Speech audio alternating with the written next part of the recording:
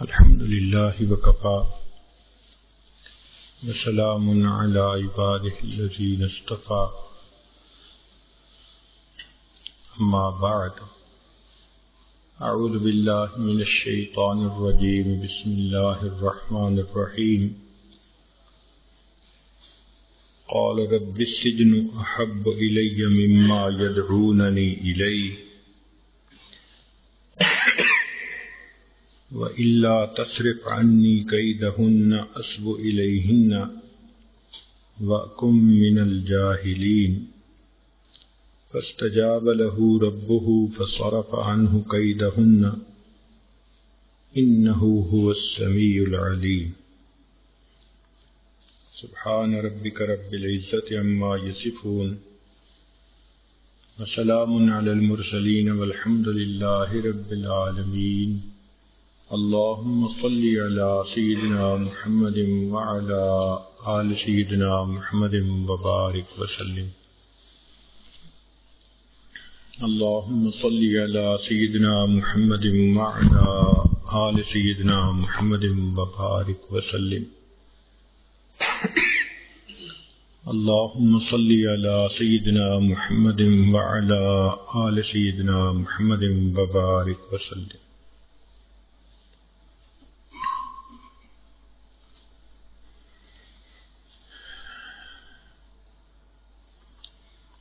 جب عورتوں نے اپنی انگلیاں کاٹ لیں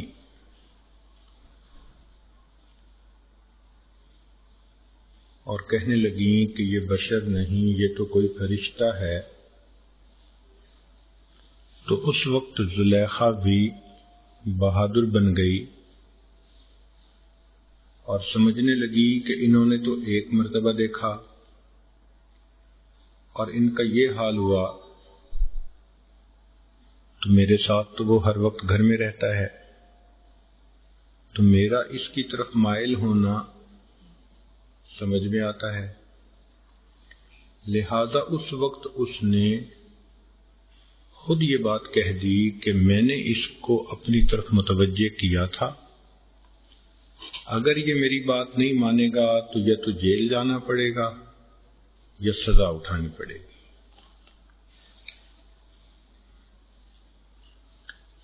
صورتحال یہ تھی کہ جتنی بھی عورتیں تھیں وہ ساری کی ساری اس بات پر متفق ہوئی، چنانچہ شہر کی عورتوں نے بھی یوسف علیہ السلام کو یہی کہا۔ شاعر نے شعر کہا کہ مستوں پہ انگلیاں نہ اٹھاؤ بہار میں، دیکھو تو ہوش ہے بھی کسی ہوشیار میں، کہ یوسف علیہ السلام کا حسن ہی ایسا تھا کہ جس نے بھی دیکھا وہی ان کی محبت میں گرفتار ہوا۔ تو زلیخا نے بھی پھر اس وقت دل کا اظہار کر دیا، لا تخف ما صنعت بک الاشواق واشرح ہواک فکلنا عشاق، ہم سب کے سب عاشق ہیں، کھل کے بات کرو۔ چنانچہ ان عورتوں نے بھی کہا کہ تو اپنی مالکہ کی بات کو مان لے۔ اب یہاں ایک نقطہ سمجھنے والا ہے کہ یہی عورتیں تھیں جو پہلے زلیخا پر باتیں بنا رہی تھیں اور اب یہ خود اسی میں گرفتار ہو گئی۔ تو سمجھنے والا نقطہ یہ ہے کہ انسان کے سامنے جب کسی کا عیب کھلے تو اس پر ہنسنا نہیں چاہیے۔ چنانچہ حدیث پاک میں ہے لا تظہر الشماتۃ بأخیک فیعافیہ اللہ ویبتلیک، کہ تو اپنے بھائی کی کسی بات پر تمسخر نہ اڑا، ہو سکتا ہے کہ اللہ تعالی اس کو تو عافیت دے دے اور تجھے اسی گناہ میں مبتلا کر دے، اور ایسا ہوتا ہے۔ چنانچہ کسی بندے کو ذلت ملے، کسی سے گناہ سرزد ہو، کوئی خطا ہو جائے تو اس کا یہ حل نہیں ہے کہ خوشی مناؤ اور لوگوں کو خوش ہو کے بتاؤ، اس لیے کہ کل یہ صورتحال خود بندے پر بھی آ سکتی ہے اور آ جاتی ہے۔ کتنے لوگوں کو دیکھا جو دوسروں کی کوتاہیوں پہ خوشیاں مناتے ہیں اور کل کو اسی گناہ کی ذلت میں خود گرفتار ہو جاتے ہیں۔ تو یہ سمجھنا کہ ہم تو ہیں پاکیزگی کے دعوے دار اور باقی سب ہیں گناہگار، یہ شیطان کا بہت بڑا مکر ہے۔ گھبرانا چاہیے، ڈرنا چاہیے، بلکہ دوسرے کی ستر پوشی کرنی چاہیے۔ حدیث مبارکہ میں ہے من ذب عن عرض اخیہ المسلم ذب اللہ عن وجہہ النار یوم القیامہ، کہ جو بندہ اپنے بھائی کی عزت سے مکھیاں اڑائے گا، یعنی اس کا دفاع کرے گا، کوئی اچھی توجیہ بیان کر دے گا، غلطی ہو گئی تو یہ وجہ ہوگی، تو جو شخص اپنے بھائی کی عزت کا دنیا میں دفاع کرے گا، ذب اللہ عن وجہہ النار یوم القیامہ، اللہ قیامت کے دن اس کے چہرے سے جہنم کی آگ کو ہٹا دے گا۔ تو کسی بھی مسلمان بھائی کے گناہ پر یا کوتاہی پر کبھی بھی خوش نہیں ہونا چاہیے، کبھی بھی لوگوں میں اس کو اچھالنا نہیں چاہیے، انسان خود بھی اس میں گرفتار ہو سکتا ہے۔ شریعت کتنی خوبصورت ہے کہ بات یہ سمجھائی کہ دیکھو، اگر تم کسی کو دیکھو کہ وہ مصیبت میں گرفتار ہے تو یہ دعا مانگو، الحمدللہ الذی عافانی مما ابتلاک بہ وفضلنی علی کثیر ممن خلق تفضیلا۔ کس قدر پیاری دعا ہے کہ اس سے انسان کے اندر عجب اور تکبر بھی نہیں آتا، اور انسان کو اللہ تعالیٰ ایسی صورتحال میں پھنسنے سے محفوظ بھی رکھتے ہیں۔ تو یہ دعا یاد کرنی چاہیے اور پڑھنی چاہیے۔ کوئی بیمار ہو، کوئی کسی مصیبت میں گرفتار ہو، ذلت میں الجھ جائے، تو اس موقع پر یہ دعا پڑھنے سے انسان کو اللہ اس ذلت سے محفوظ فرماتے ہیں۔ الحمدللہ الذی عافانی مما ابتلاک بہ وفضلنی علی کثیر ممن خلق تفضیلا۔ ایک نکتہ سمجھنے کا اور بھی ہے کہ عورتوں نے یوسف علیہ السلام کے حسن کو دیکھا تو ہوش کھو بیٹھی، بے اختیار ہو کر انہوں نے اپنے ہاتھوں کو یا انگلیوں کو کاٹ لیا۔ عجیب۔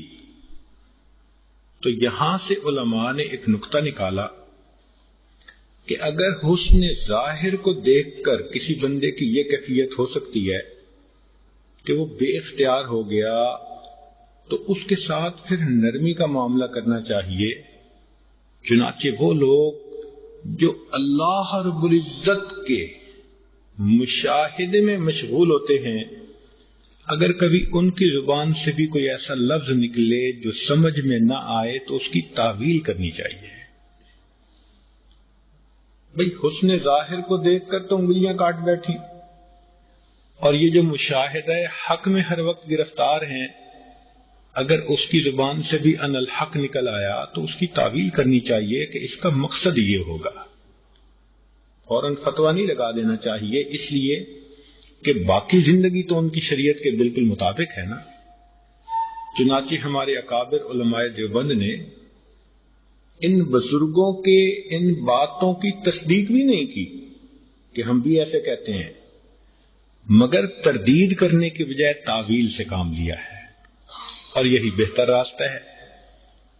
تو غلبہ حال میں کہی ہوئی کسی بزرگ کی کوئی بات ہمیشہ اس کی تعویل کرنی چاہیے۔ تو یہ ایک مسئلہ بھی یہاں پر سامنے آیا۔ اب آگے یوسف علیہ السلام نے دعا مانگی، قال رب السجن احب الی مما یدعوننی الی، اے اللہ مجھے جیل میں جانا زیادہ پسند ہے بنسبت اس عمل کے جس کی طرف یہ سب مجھے دعوت دے رہی ہیں۔ ان الفاظ سے سیدنا یوسف علیہ السلام کی عصمت کی عظمت ظاہر ہوتی ہے کہ انہوں نے اپنی عزت و عصمت کی حفاظت کے لیے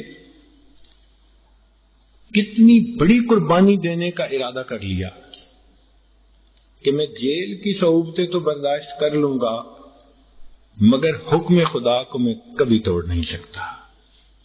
یہ ان کی پاک دامنی، ان کی پاکیزگی اور ان کی عزت و عصمت کی حفاظت کی ایک بین دلیل ہے۔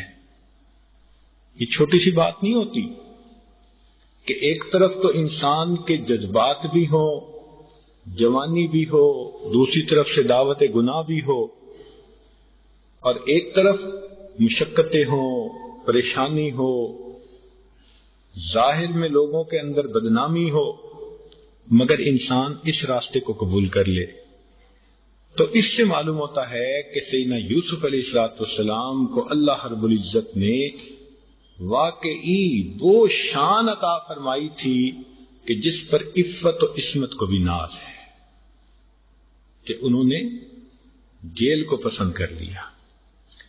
باقی رہ گئی یہ بات کہ انسان کی اپنی زندگی میں بھی ایسے مواقع آتے ہیں کہ جب گناہ کی دعوت ملتی ہے تو شریعت نے ہمیں سبق دیا کہ اگر کوئی بھی گناہ کی طرف بلائے تو تم اس وقت فوراً اللہ کی طرف رجوع کر دو اور نہ کر دو۔ چنانچہ حدیث پاک میں ہے کہ 7 بندے قیامت کے دن ایسے ہوں گے جن کو اللہ تعالیٰ عرش کا سایہ عطا فرمائیں گے۔ ان 7 بندوں میں سے ایک وہ بھی ہوگا کہ ایک عورت ذات منصب و جمال، خوبصورت بھی ہے اور اچھے خاندان کی عورت ہے، گری پڑی نہیں ہے، وہ اگر کسی کو برائی کی طرف دعوت دیتی ہے قال انی اخاف اللہ، اور وہ بندہ اگر جواب میں کہہ دیتا ہے میں اللہ سے ڈرتا ہوں، اس عمل کے اوپر اللہ اس کو عرش کا سایہ عطا فرما دیں گے۔ یہ ایک عمل ایسا ہے، اللہ اکبر کبیر، اللہ کے ہاں اس عمل کی عظمت کا اندازہ لگائیے، کتنا پسندیدہ یہ عمل ہے کہ عرش کا سایہ اس نوجوان کو عطا فرمائیں گے۔ زندگی میں مرد ہو یا عورت، جب بھی کوئی ایسا موقع آئے تو اس گناہ سے ڈر جانا، ہٹ جانا، یہ اللہ کے قرب کا ذریعہ بنتا ہے۔ چنانچہ کتنی عورتیں ایسی ہیں گناہ کا اشارہ ہوتا ہے، دعوت ملتی ہے اور وہ گناہ سے بچتی بھی ہیں، مگر ان کی نیت یہ ہوتی ہے کہ دنیا کی ذلت نہ ملے۔ یہ ذرا مسئلہ سمجھنے والا ہے۔ اسکول جانے والی بچی، کالج میں اور یونیورسٹی میں پڑھنے والی بچی، ہسپتالوں میں کام کرنے والی ڈاکٹرنیاں، اس قسم کی وہ بچیاں جو باہر جاتی ہیں اور غیر محرم کی ان پر نگاہیں پڑتی ہیں، تو ان کو کہیں نہ کہیں سے کوئی نہ کوئی ایسا اشارہ ہو جاتا ہے، تو پھر وہ ڈرتی ہے کہ والدین کی بدنامی ہوگی۔ اگر شادی شدہ ہے تو وہ گھبراتی ہے، خامند کو پتہ چل گیا تو مجھے طلاق ہو جائے گی، میرا گھر برباد ہو جائے گا۔ تو اگر ان وجوہات سے وہ گناہ سے ہٹی تو ثواب تو اس کو پھر بھی ملے گا، کیونکہ گناہ سے جو بچ رہی ہے، چاہے جو بھی وجہ سے ہی، گناہ سے نہ تو کر رہی ہے نا، گناہ سے پیچھے تو ہٹ رہی ہے، تو ثواب تو اس کو بھی ملے گا۔ لیکن اگر وہ نیت یہ کرے کہ نہیں، میں اللہ کے ڈر کی وجہ سے گناہ کو چھوڑتی ہوں،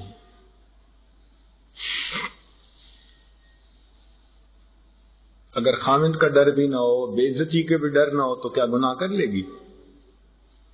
تو نیت کو سمجھیں کہ شیطان عام طور پر ذہن میں یہی دنیا کی چیزیں ڈالتا ہے، اور دنیا کی وجہ سے وہ عورت گناہ سے بچتی ہے، ثواب ملتا ہے، مگر یوں سمجھیں کہ 100 میں سے 33 نمبر پاس ہو گئے۔ اور اگر دل میں یہ نیت ہوگی کہ انی اخاف اللہ، میں اللہ سے ڈرتی ہوں، تو اس کو 100 میں سے پھر 100 نمبر ملیں گے کہ اللہ کے خوف سے یہ گناہ سے بچی۔ تو عمل تو ایک ہوتا ہے، نیت کا فرق ہے۔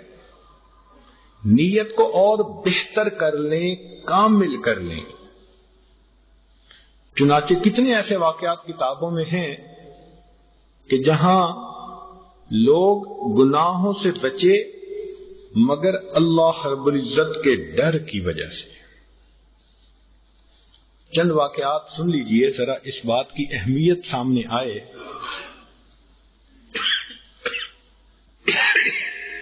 تین آدمی بنی اسرائیل کے ایک غار کے اندر بیٹھے بارش سے بچنے کے لیے، تو غار کے منہ کے اوپر ایک چٹان آ گئی۔ تو تینوں نے کہا کہ ہم اپنا اپنا کوئی ایسا واقعہ، کوئی ایسی نیکی بیان کریں کہ جس کو ہم واسطہ بنائیں، وسیلہ بنائیں، اور اللہ اس عمل کے صدقے ہم پر رحم فرما دے۔ تو ان میں سے ایک نے یہ کہا، قد عملت حسنۃ مرۃ کان لی فضل، میرے پاس ایک عمل ہے، اور وہ کیا کہ فاصاب الناس شدۃ، ایک دفعہ شدت کا قحط آیا، تنگ دستی آ گئی، لوگوں کو کھانے کو کچھ ملتا نہیں تھا، پریشان حال تھے لوگ۔ فجاءتنی امرۃ تطلب منی معروفا، میرے پاس ایک عورت آئی، اس نے مجھ سے کچھ پیسے ادھار مانگے۔ فقلت، تو میں نے اسے کہا، واللہ ما هو منی دون نفسک، کہ میں تمہیں پیسے تب دوں گا جب تم میرے ساتھ بدکاری کرو گی۔ فابت علی فذهبت، اس نے انکار کر دیا کہ میں گناہ نہیں کر سکتی، اور وہ چلی گئی۔ ثم رجعت، پھر چونکہ گھر میں فاقہ تھا، پریشانی تھی، تنگی تھی، دوبارہ میرے پاس آئی۔ فذکرتنی باللہ فابیت علیہا، اس نے آ کے مجھے نصیحت کی کہ کیوں تو گناہ کی تقاضا کرتا ہے، تو نے اگر مجھے پیسے دینے ہیں تو نیکی کی نیت سے دے دے، گناہ کو چھوڑ۔ اس نے مجھے نصیحت کی، فابیت علیہا، میں نے اسے نہ کر دیا کہ میں نے تجھے ایسے پیسے نہیں دینے۔ وقلت لا واللہ ما هو دون نفسک، کہ میں تمہیں دوں گا جب تم میری ضرورت کو پورا کرو گی۔ فابت علی فذهبت، اس نے پھر نہ کر دی اور چلی گئی۔ وذکرت لزوجہا، اب دوسری دفعہ جا کر اس نے اپنے خاوند کو بتایا کہ جس سے میں پیسے ادھار مانگنے گئی تھی وہ بندہ میرے ساتھ یہ بات کرتا ہے۔ فقال لها آتیہ نفسک واغنی عیالک، اتنے پریشان حال تھے کہ خاوند نے کہہ دیا کہ اس کی بات مان لو، بچے بھوک سے مر جائیں گے۔ ذرا اس کی تنگ دستی کا اندازہ لگائیے کہ خاوند نے بھی کہہ دیا کہ ٹھیک ہے تم یہ گناہ کر لو، بچے بھوک سے مر رہے ہیں۔ فرجعت الیہ،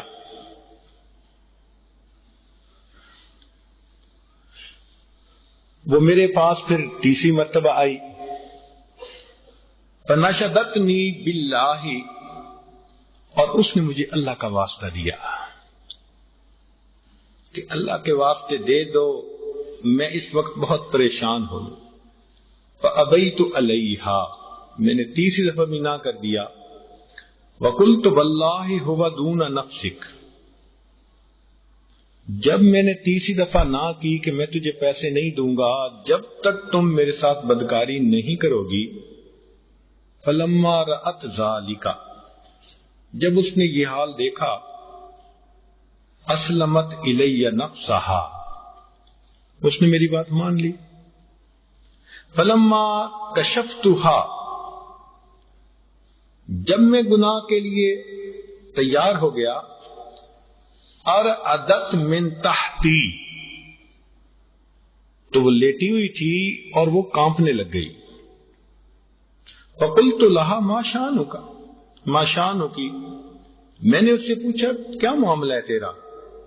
فقالت اخاف اللہ رب العالمین، کہنے لگی میں اللہ رب العزت سے ڈرتی ہوں. فقلت لہا خفتیہ فی شدہ، تو اس تنگ دستی میں اللہ سے ڈرتی ہے. ولم اخف فی الرخاء، اور میں اس خوشحالی میں اللہ سے نہیں ڈرتا. فترکتھا وآتیتھا بالحق علی ما کشفتھا، میں نے اس کو چھوڑ بھی دیا اور جو پیسے میں نے اسے دینے کا وعدہ کیا تھا بنا گناہ کہ میں نے وہ پیسے اس کو دے بھی دیے. اے اللہ، اگر تو یہ جانتا ہے کہ یہ عمل میں نے تیری رضا کے لیے کیا تو اللہ اس چٹان کو ہٹا دے. حدیث مبارکہ میں ہے اللہ تعالیٰ نے چٹان کو ہٹا دیا.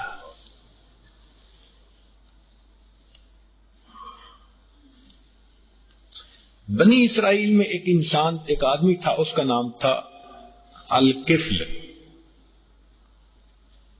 امیر آدمی تھا، لیکن اس کی طبیعت ایسی تھی کہ جہاں گناہ کا موقع ملتا تھا وہ گناہ سے ہٹتا نہیں تھا.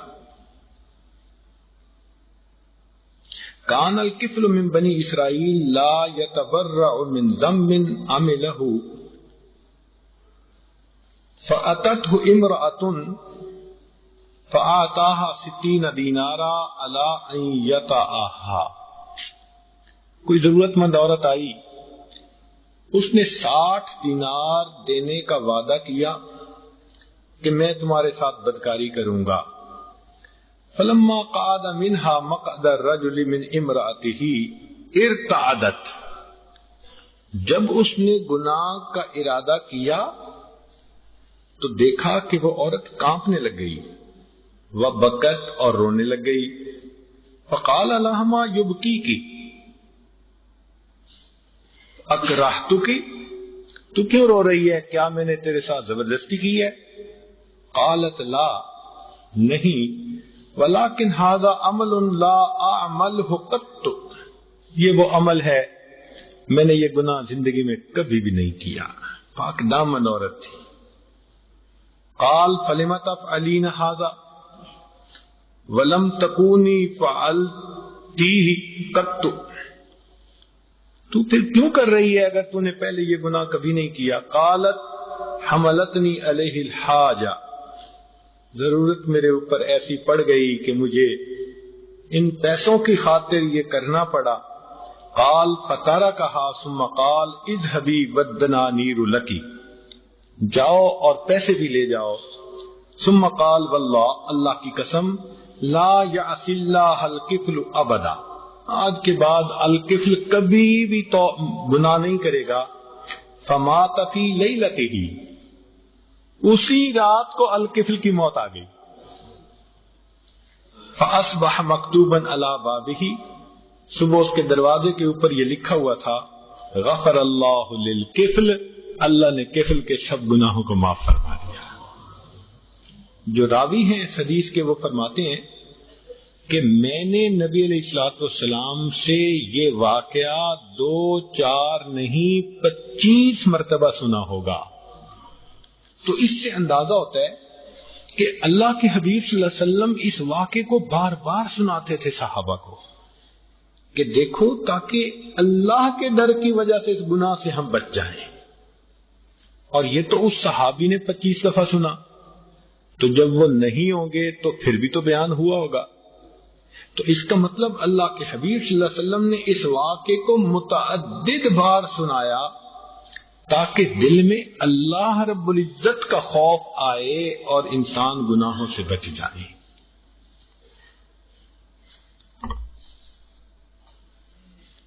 ایک تیسرا واقعہ، کانت امرات بغی، ایک زانیہ عورت تھی، لہا ثلث الحسن، تیسرا حصہ حسن کا اس کو ملا تھا، یعنی کوئی بہت ہی حور پری قسم کی عورت تھی. لا تمکن من نفسها الا ب100 دینار، وہ 100 دینار لیتی تھی، بدکاری کرتی تھی. وَإِنَّهُ أَبْصَرَهَا عَابِدٌ فَأَعْجَبَتْهُ، ایک عبادت گزار نوجوان گلی سے گزر رہا تھا، اس کی نظر پڑ گئی اور اس کو اس کی شکل، اس کا حسن بہت اچھا لگا، اس کے دل میں اس کی شکل اٹک گئی. اب وہ بلانا چاہتا ہے تو بھول ہی نہیں سکتا، ہر وقت اس کا خیال. چنانچہ اس نے فیصلہ کر لیا کہ اچھا میں بھی پیسے اکٹھے کرتا ہوں اور میں اس کے پاس جاتا ہوں. فذهب فعمل بيديه وآلج فجمع 100 دینار، وہ گیا، ہاتھ سے مزدوری کی، محنت کی، 100 دینار اس نے اکٹھے کر لیے. جب اس نے آ کر دیے، فقالت له ادخل، اس نے کہا آؤ گھر آ جاؤ. فدخل، وہ داخل ہوا اس کے کمرے میں.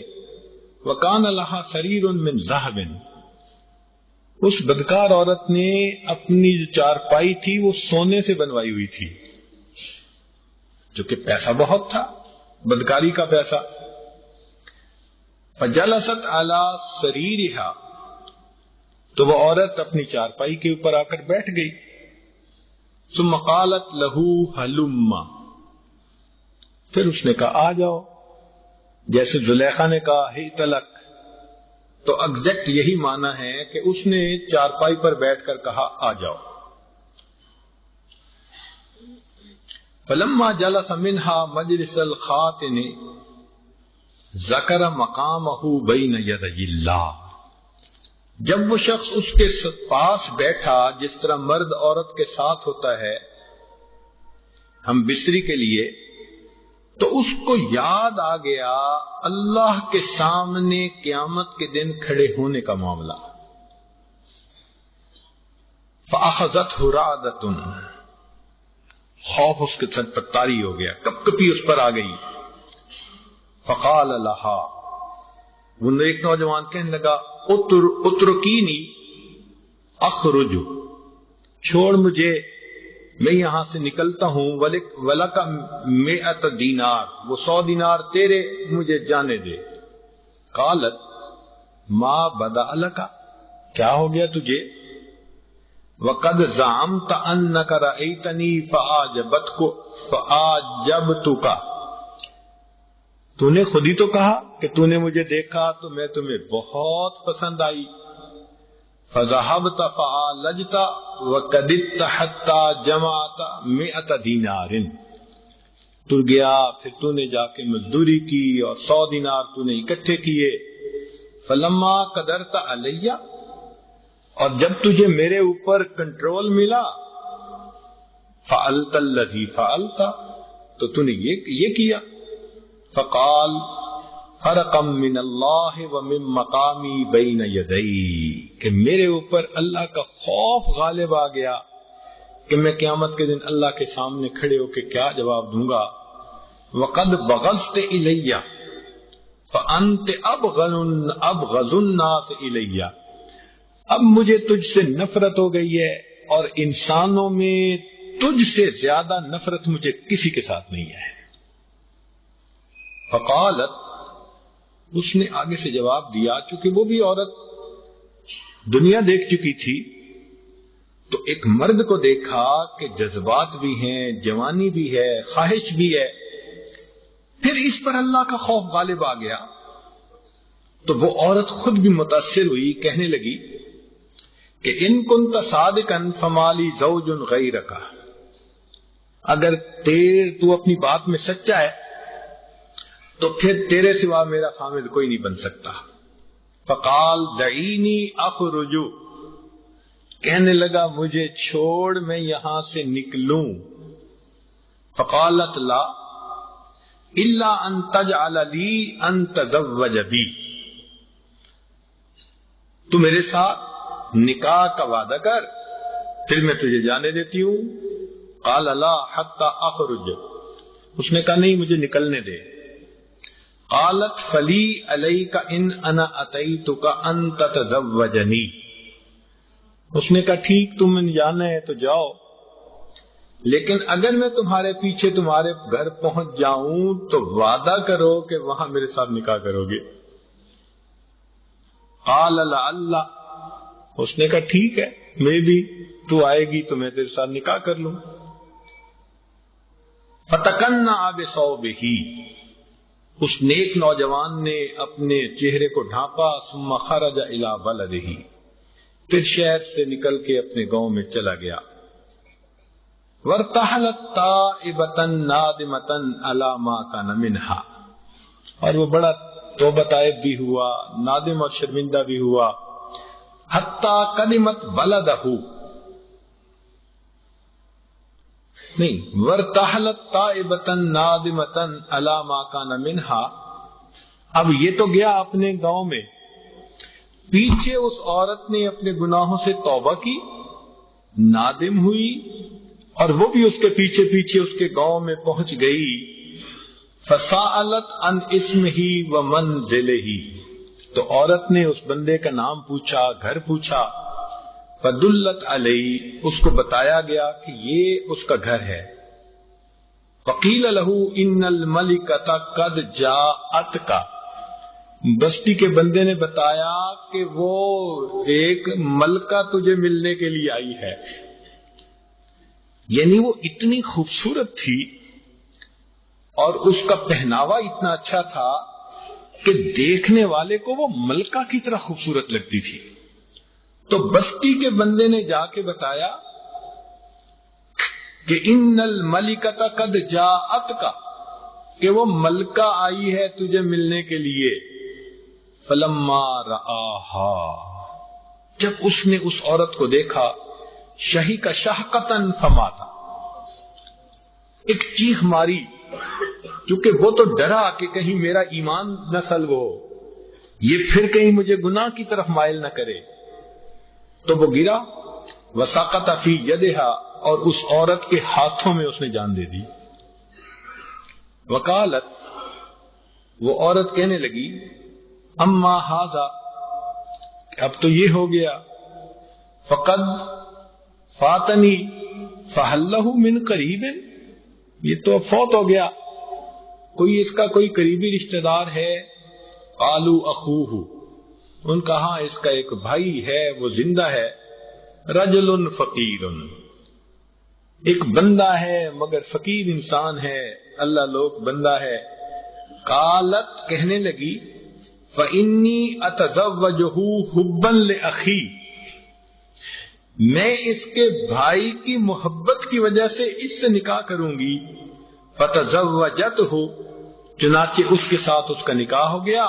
فنشر اللہ منہا سبعۃ اولیاء، اللہ نے اس توبہ کرنے والی عورت کو 7 اولیاء کی ماں بنا دیا۔ تو جب انسان اللہ رب العزت کی رضا کے لیے گناہ سے بچتا ہے تو اللہ توبہ بھی قبول فرماتے ہیں، اور اس بندے کو اللہ تعالیٰ اپنا قرب بھی عطا فرماتے ہیں۔ ایک اور واقعہ کہ ان قصابا، ایک قصاب تھا، ولا بجاریۃ لبعض جیرانہ، وہ فریفتہ ہو گیا اپنے ہمسایوں کی ایک لڑکی پر، باندی پر۔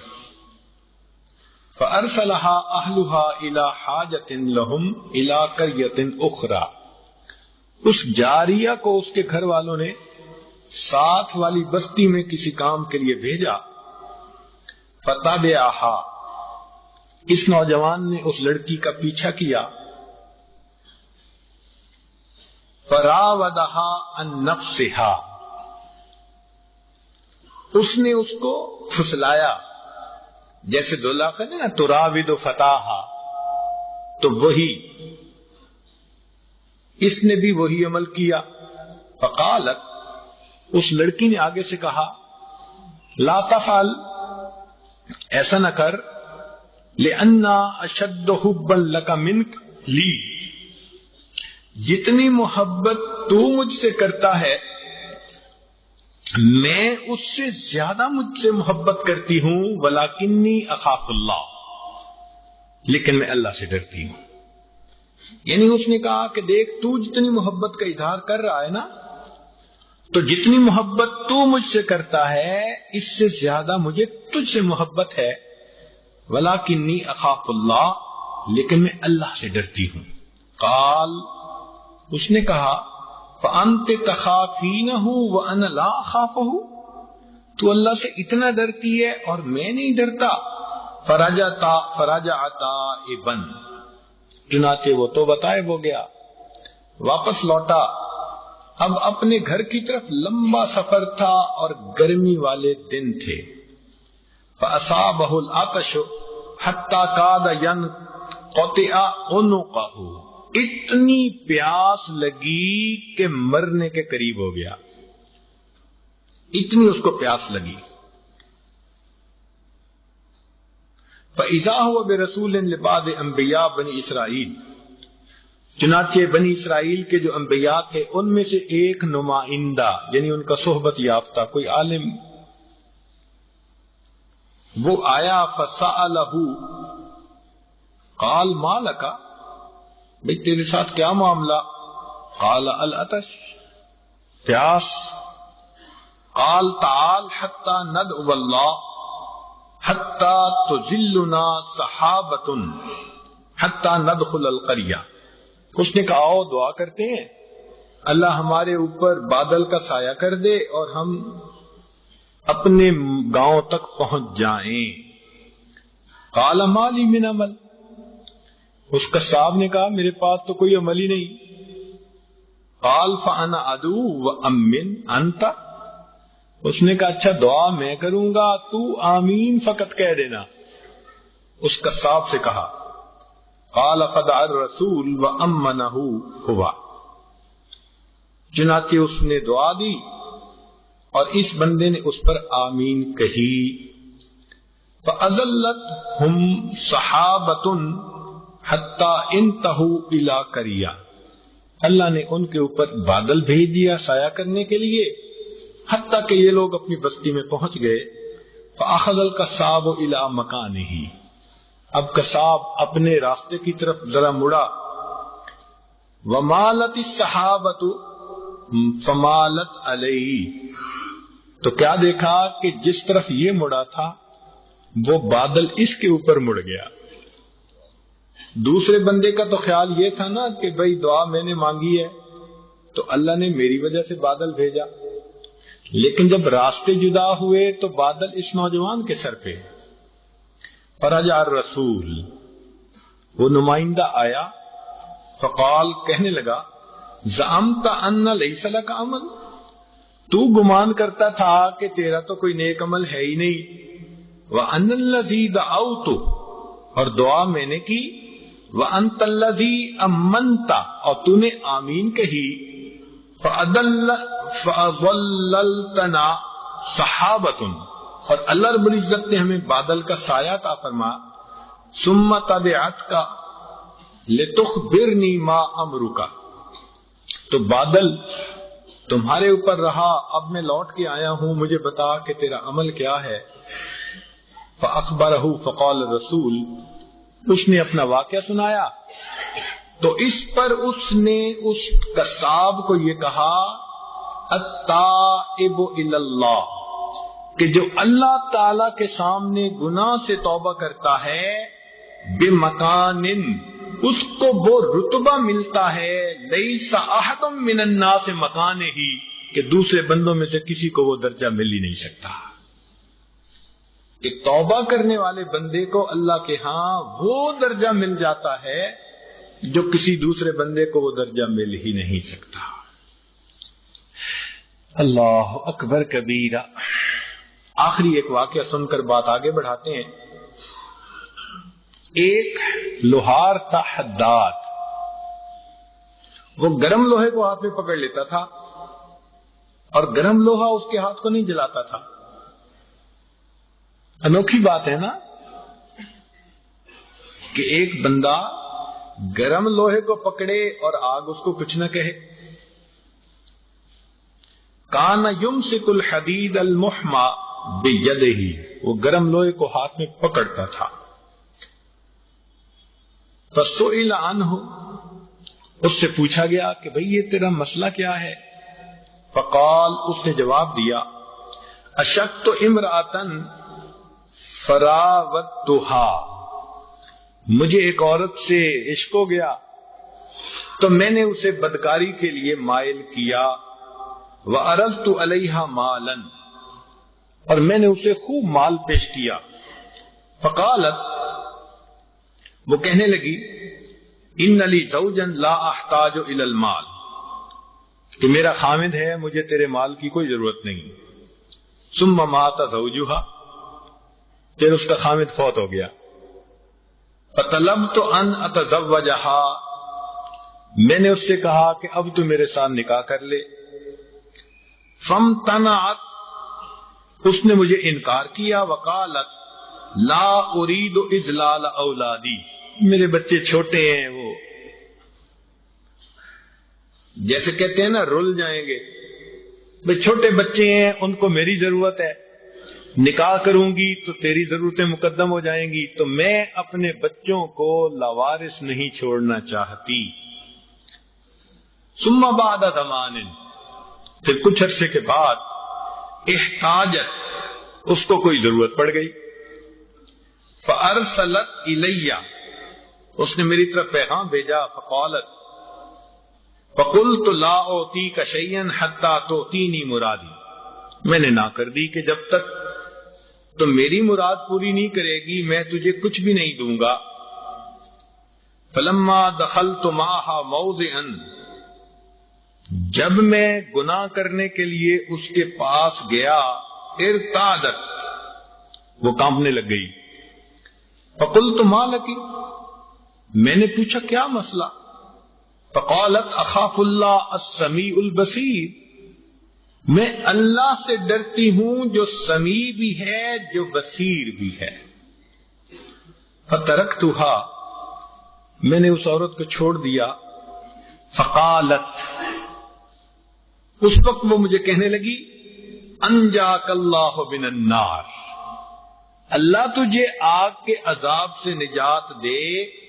فمن ذالک الوقت، اس پاکیزہ عورت کی زبان سے نکلے ہوئے یہ الفاظ ہیں کہ لا تحرقنی نار الدنیا، دنیا کی آگ مجھے نہیں جلاتی، وارجو من اللہ اللہ تحرقنی نار الآخرہ، اور میں اللہ سے یہ امید کرتا ہوں کہ مجھے جہنم کی آگ بھی نہیں جلائے گی۔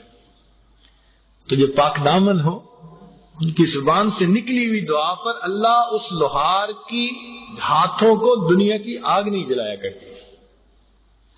تو یہ عمل اللہ رب العزت کے ہاں اس قدر مقبول کہ ایسے بندے کی دعائیں قبول ہوتی ہیں، اور وہ اللہ رب العزت کو بہت مقبول ہوتا ہے۔ چنانچہ سب عورتوں نے کہا کہ تم زلیخا کی بات مان لو، تو یوسف علیہ السلام نے دعا کی کہ اللہ جس گناہ کی طرف یہ مجھے بلا رہی ہیں اس سے تو میرے لیے جیل میں جانا زیادہ بہتر ہے۔ اللہ اکبر کبیرہ۔ احب الی، مجھے زیادہ پسند ہے کہ میں جیل میں چلا جاؤں۔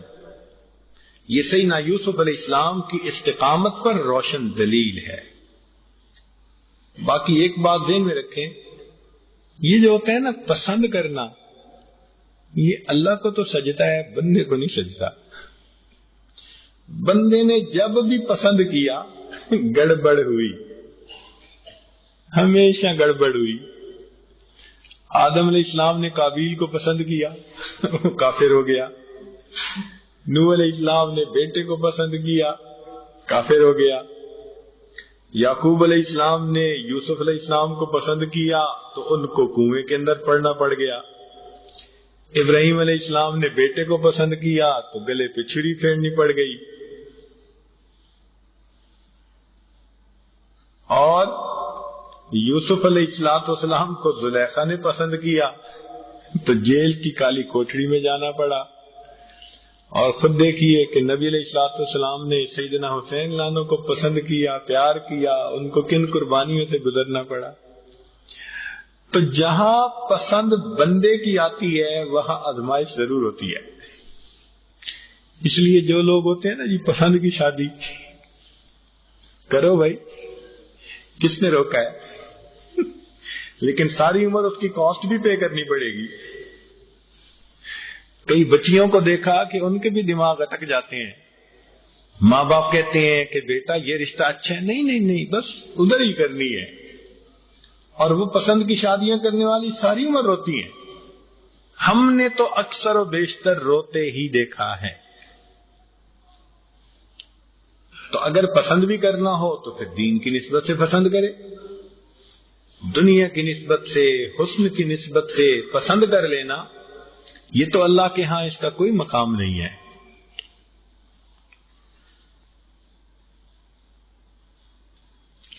پسند کی جگہ دنیا نہیں جنت ہے، اس لیے فرمایا وَلَكُمْ فِيهَا مَا تَشْتَهِي أَنفُسُكُمْ وَلَكُمْ فِيهَا مَا تَدَّعُونَ، جو پسند کرو گے تمہیں وہی ملے گا۔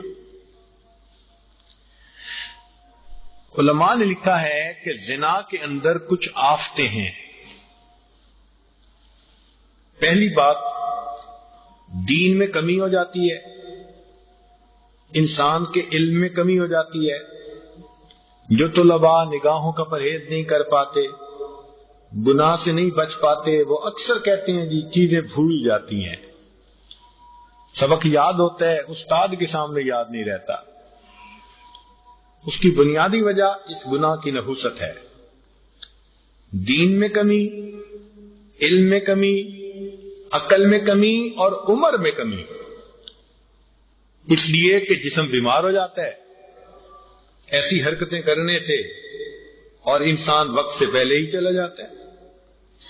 پھر رزق میں بھی کمی، رزق میں تنگی ہو جاتی ہے، یاداشت میں کمی، چہرے کے نور میں کمی۔ نور کیا ہونا، چہرے کے اوپر لعنت برس رہی ہوتی ہے۔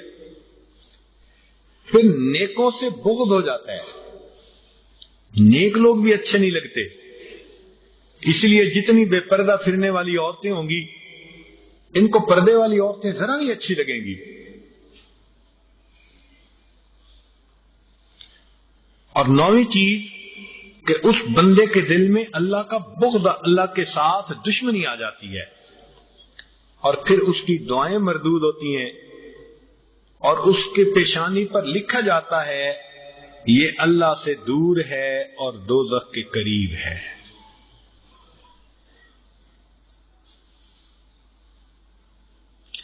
یوسف علیہ السلام نے دعا مانگی وَإِلَّا تَصْرِفْ عَنِّي كَيْدَهُنَّ، اے اللہ اگر آپ ان کے مکر کو مجھ سے دور نہ کریں، أَصْبُ إِلَيْهِنَّ، تو امکان ہے کہ میں اس مصیبت میں پڑ جاؤں۔ یہ سیدنا یوسف علیہ السلام کی تواضع تھی کہ اے اللہ اگر میں گناہ سے بچا ہوا ہوں تو یہ میرا کمال نہیں ہے، یہ آپ کی حفاظت ہے، یہ آپ کا میرے اوپر احسان ہے کہ آپ نے مجھے بچایا ہوا ہے۔ اور اگر میں یہاں رہا اور یہ مجھ سے یہی باتیں کرتی رہی تو ممکن ہے کہ میں اس طرف مائل ہو جاؤں، لہذا بہتر ہے کہ مجھے آپ یہاں سے نکال کر جیل ہی بھیج دیں۔ اب یہاں ایک نقطہ کہ گناہ سے بچنے کے لیے یوسف علیہ السلام نے کون سا حل نکالا کہ میں اس محفل سے نکلوں اور جیل کی خلوت میں جاؤں، آج بھی اگر کوئی گناہ سے بچنا چاہے گا تو اسے یوسف علیہ السلام کی سنت پر عمل کرنا پڑے گا۔ جس ماحول میں گناہ کی دعوت مل رہی ہے اس ماحول کو چھوڑو اور مصلی کی خلوت کو اختیار کرو۔ رات کی تاریکی ہو، آخری پہر ہو، مصلی ہو، لوگ سو رہے ہو، یہ بندہ جاگ کے 2 رکعت نفل پڑھے، پھر اللہ سے دعا مانگے۔ اللہ یوسف علیہ السلام تو قید میں چلے گئے تھے، وہاں کی تنہائی تھی رجوع اللہ کے لیے، اور میں نے اپنے آپ کو اس محفل سے نکالا اور میں مصلی کی جیل میں آ گئی، میں بھی تیری طرف متوجہ ہوں، اللہ مجھے اس مصیبت سے نجات عطا فرما۔ آپ دیکھیں 2 رکعت نفل پڑھنے پر اللہ تعالیٰ دل سے غیر شرعی محبت کو نکال دیں گے۔ بعض نوجوان پھنسے ہوتے ہیں، بعض بچیوں کے دل میں باتیں اٹکی ہوتی ہیں، تو کوئی بندہ جو اپنے دل سے نفسانی، شیطانی، شہوانی محبت کو نکالنا چاہتا ہے، اس دلدل میں سے نکلنا چاہتا ہے، تو اس کا طریقہ کیا کہ یوسف علیہ السلام کی طرح اس محفل سے نکلے اور مصلی کی جیل میں، یہ بھی تو ایک غار ہے نا، تنہائی ہو، رات کا وقت ہو، بس بندہ اللہ کے ساتھ ہو، پھر 2 رکعت نفل پڑھ کے دعا مانگے تو اللہ رب العزت پھر ایسے گناہوں سے بندے کی حفاظت فرما دیتے ہیں۔ حدیث پاک میں آتا ہے کہ جو شخص گناہ سے توبہ کرتا ہے، اللہ تعالیٰ فرماتے ہیں کہ میرے اوپر اس بندے کی مدد کرنا لازم ہو جاتا ہے۔ اللہ تعالیٰ پہ کوئی چیز لازم نہیں ہے، مگر بات کرنے کا مقصد یہ تھا کہ ہم ضرور بھی ضرور ان کی مدد کرتے ہیں۔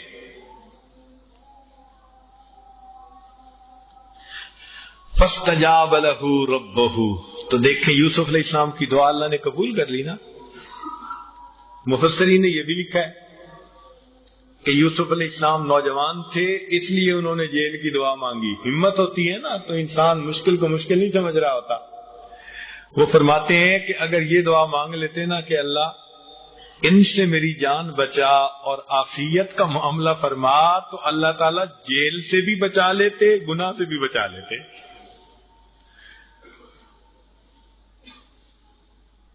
اب جب دعا مانگی تو پھر لوگوں نے آپس میں مشورہ کیا کہ کیا کرنا چاہیے۔ بادشاہ کی تو بدنامی ہو رہی ہے، شہر میں اس کی بیوی کے بارے میں باتیں ہو رہی ہیں۔ ثم بدا لهم من بعد ما رأوا الآیات، اب ساری نشانیاں دیکھ تو لی انہوں نے، مگر فیصلہ یہ کیا کہ لیسجننہ حتی حین، کہ ایک مدت کے لیے یوسف علیہ السلام کو جیل بھیج دیا جائے تاکہ لوگوں کی زبان بند ہو جائے اور ان کے ذہنوں سے یہ بات نکل جائے۔ نکتے کی بات، عزیز مصر نے یوسف علیہ السلام کو جیل میں کیوں بھیجا؟ سمجھنے کی بات ہے کہ عزیز مصر نے یوسف علیہ السلام کو جیل میں کیوں بھیجا؟ تو بعض علماء نے لکھا کہ یوسف علیہ السلام کو سزا دینے کے لیے، یوسف علیہ السلام کو سزا دینے کے لیے کہ بیوی نے کہا تھا کہ یہ میری بات نہیں مانتا تو جیل میں بھیجو۔ تو یہ بھی لکھا ہے کتابوں میں، لیکن اس سے بڑھ کر ایک نقطہ مفسرین نے یہ لکھا ہے کہ یوسف علیہ السلام کو عزیز مصر نے جیل میں بھیجا اپنی بیوی کو سزا دینے کے لیے، کہ بیوی کے لیے اس سے سزا بڑی نہیں تھی کہ ہو بھی بندہ زندہ اور آنکھوں سے بھی دور ہو۔ محبوب زندہ بھی ہو اور آنکھوں سے بھی دور ہو تو محب کے لیے تو مرنے والی بات ہوتی ہے۔ تو عزیز مصر نے فقط یوسف علیہ السلام کو تکلیف دینے کے لیے ایسا نہ کیا، اس کو سمجھ تھی کہ یوسف علیہ السلام بری ہیں اس معاملے میں سے، وہ اصل میں بیوی کو سزا دینا چاہتا تھا کہ تو نے بدکاری کی نیت کر لی، تجھے یہ سزا ہے، اب تو اس چہرے کو دیکھ بھی نہیں سکتی، اس لیے اس نے یوسف علیہ السلام کو جیل میں بھیج دیا۔ اب آگے ایک نیا مضمون شروع ہوتا ہے، توجہ فرمائیے، پہلے اس کا ترجمہ ہو جائے۔ وَدَخَلَ مَعَهُ السِّجْنَ فَتَيَّانِ، اور یوسف علیہ السلام کے ساتھ دو غلام اور بھی جیل خانہ میں داخل ہوئے۔ قَالَ أَحَدُهُمَا، ان میں سے ایک نے یہ کہا، انی ارانی آصر خمرہ، میں دیکھتا ہوں کہ میں شراب نچوڑ رہا ہوں، یعنی انگوروں کا شربت نکال رہا ہوں، رس نکال رہا ہوں جس سے کہ شراب بنتی تھی۔ وقال الآخر انی ارانی احمل فوق رأسی خبزا، کہ میں دیکھتا ہوں کہ میرے سر کے اوپر روٹیاں ہیں، تأکل الطیر منہ، اس میں سے پرندے کھا رہے ہیں۔ نبئنا بتأویلہ، ہمیں اس کی تعبیر بتائیے، انا نراک من المحسنین، ہم آپ کو نیک آدمی محسوس کرتے ہیں۔ قال لا یأتیکما طعام ترزقانہ الا نبأتکما بتأویلہ، یوسف علیہ السلام نے فرمایا کہ جو کھانا تمہارے پاس آتا ہے، جو کہ تم کو کھانے کے لیے ملتا ہے، میں اس کے آنے سے پہلے اس کی حقیقت تم کو بتلا دیتا ہوں۔ ذالکما مما علمنی ربی، یہ بتلا دینا اس علم کی بدولت ہے جو مجھ کو میرے رب نے عطا کیا۔ انی ترکت ملت قوم لا یؤمنون باللہ وہم بالآخرۃ ہم کافرون، میں نے ان لوگوں کا مذہب چھوڑ دیا جو اللہ پر ایمان نہیں لاتے اور وہ لوگ جو آخرت کے بھی منکر ہیں۔ واتبعت ملت آبائی، میں نے اپنے آبا کی ملت کی پیروی کی، ابراہیم و اسحاق و یعقوب۔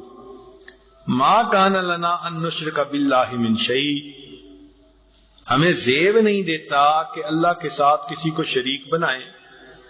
ذالک من فضل اللہ علینا وعلی الناس، یہ ہم پر اور لوگوں پر اللہ کا خاص فضل ہے۔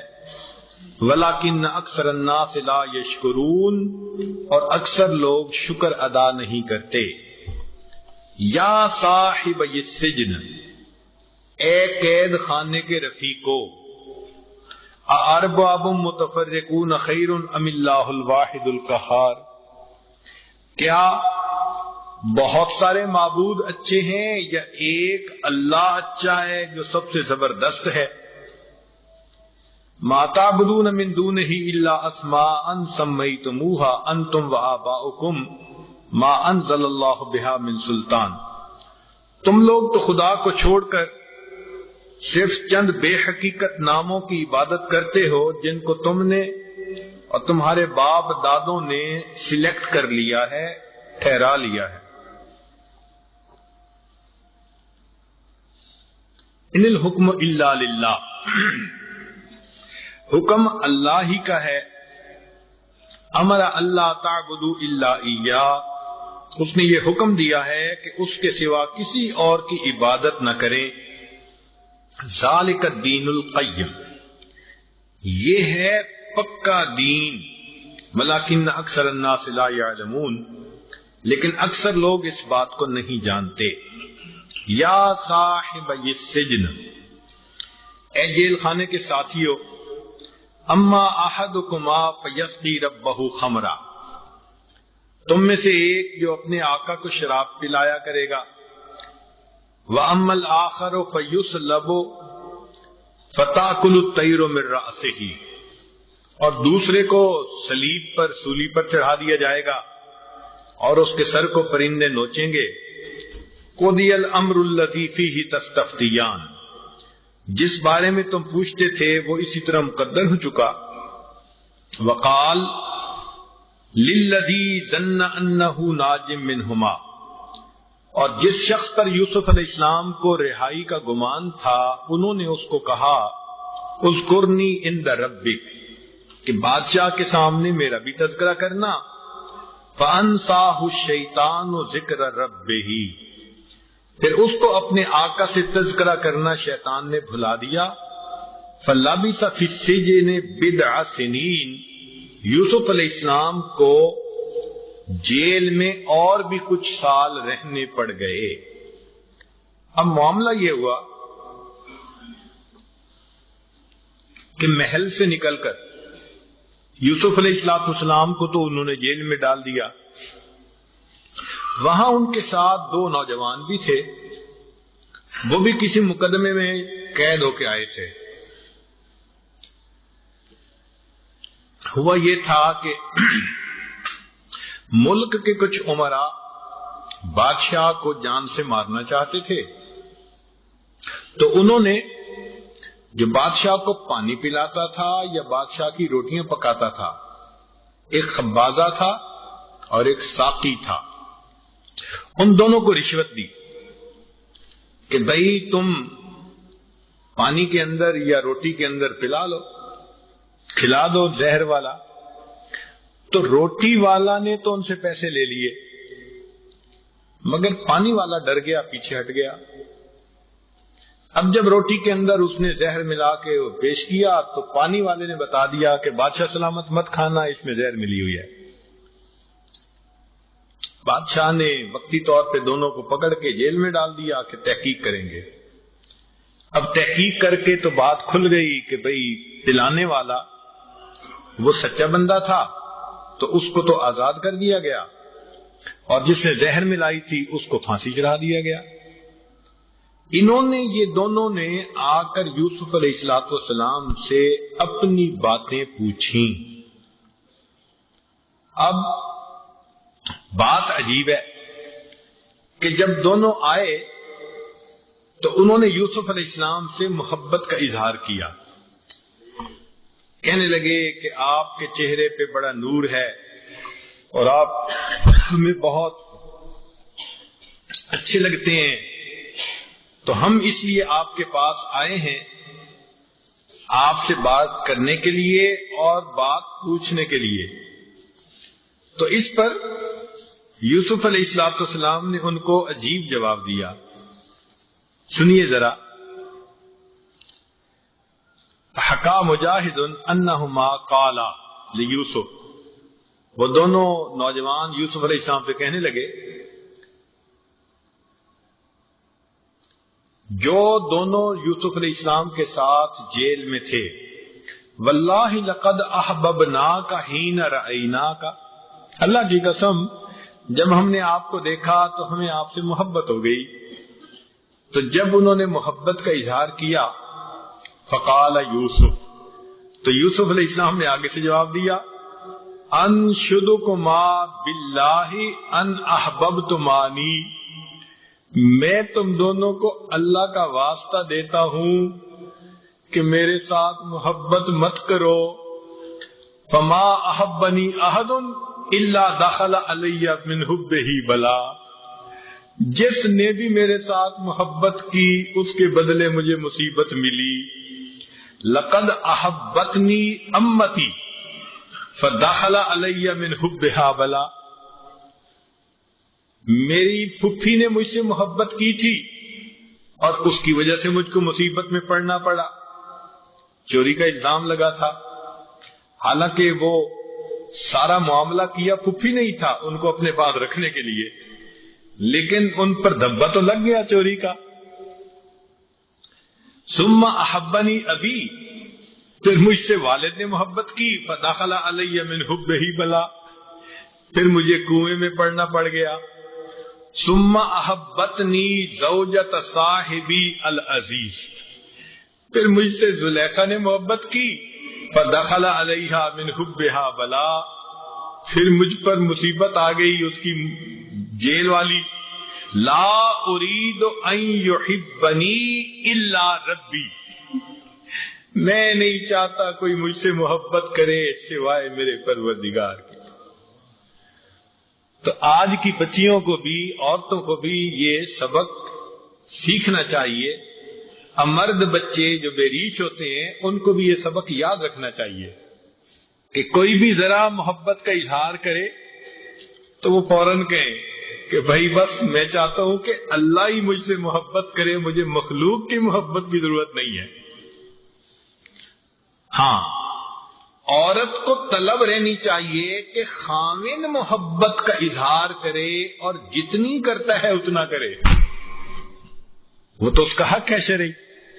خاوند کے علاوہ جب بھی کوئی محبت کا اظہار کرے گا تو مصیبت ہوگی.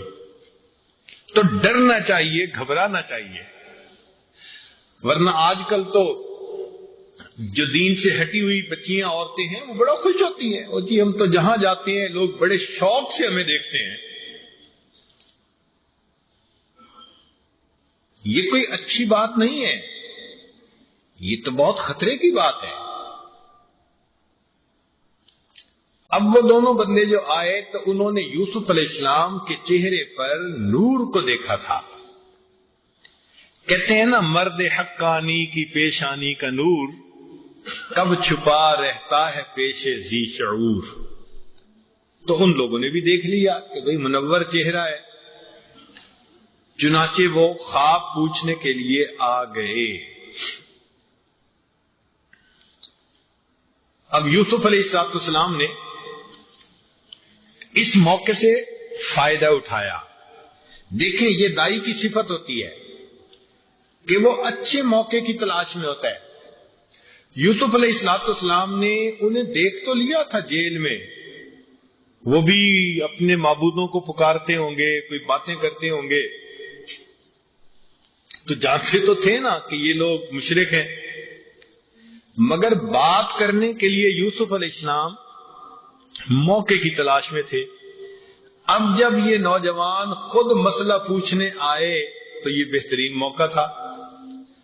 تو دل میں تو پہلے سے ارادہ تھا، جب موقع مل گیا تو انہوں نے کہا دیکھو بھائی، جتنی دیر میں کھانا آتا ہے اتنی دیر میں تمہیں ایک بات بتا دوں، اور وہ بات یہ کہ میں پیروی کرتا ہوں اپنے آبا کی اور ایک اللہ پہ ایمان لاتا ہوں.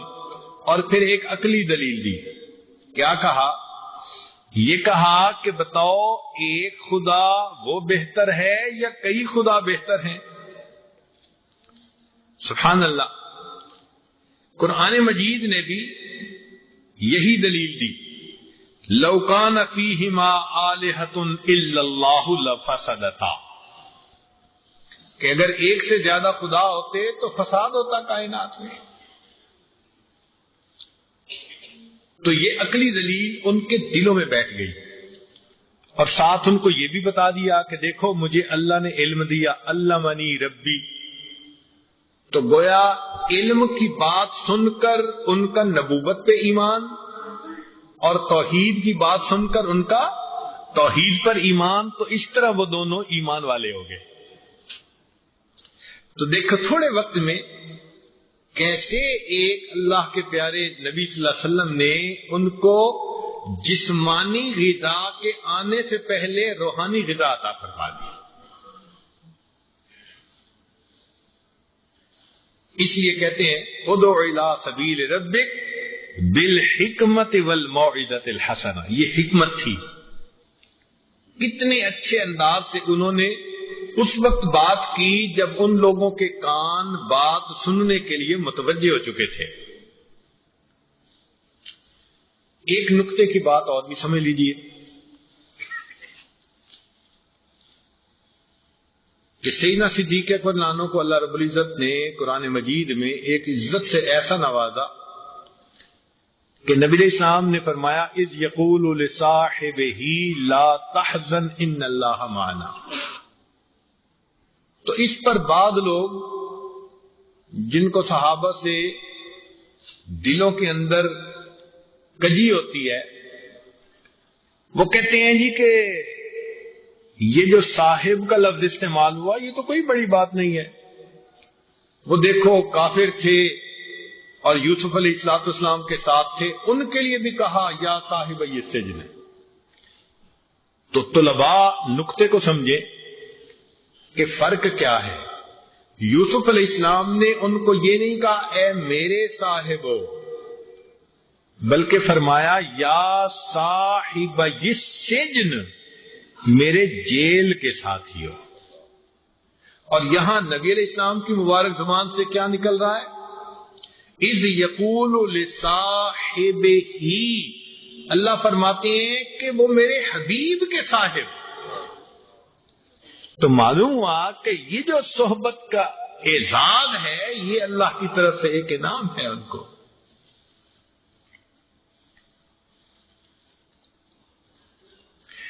تو فرمایا ام اللہ الواحد القہار، کیا کئی خدا اچھے ہیں یا ایک خدا جو بڑی قدرت والا ہو؟ اس کو کہتے ہیں الاستفہام علی سبیل الانکار.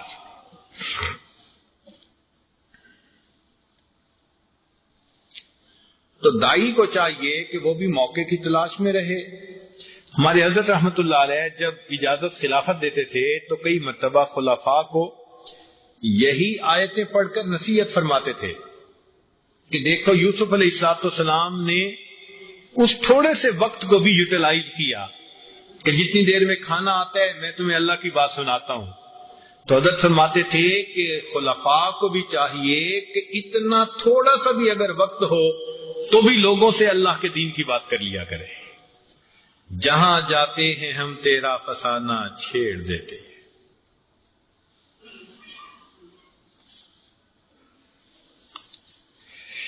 پھر یوسف علیہ السلام نے جب ان کو خواب کی تعبیر بتا دی تو ساتھ یہ بھی کہا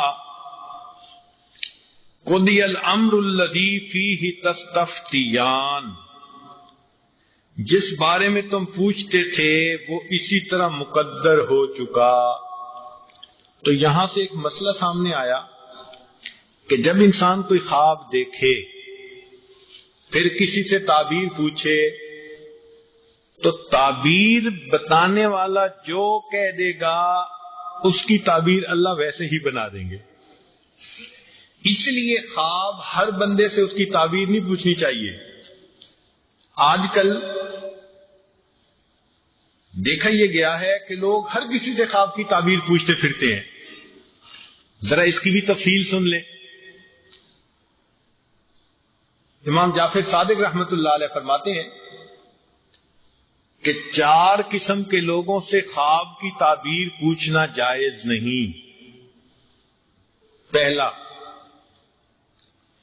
بے دین لوگوں سے جو شریعت کے پابند نہ ہوں.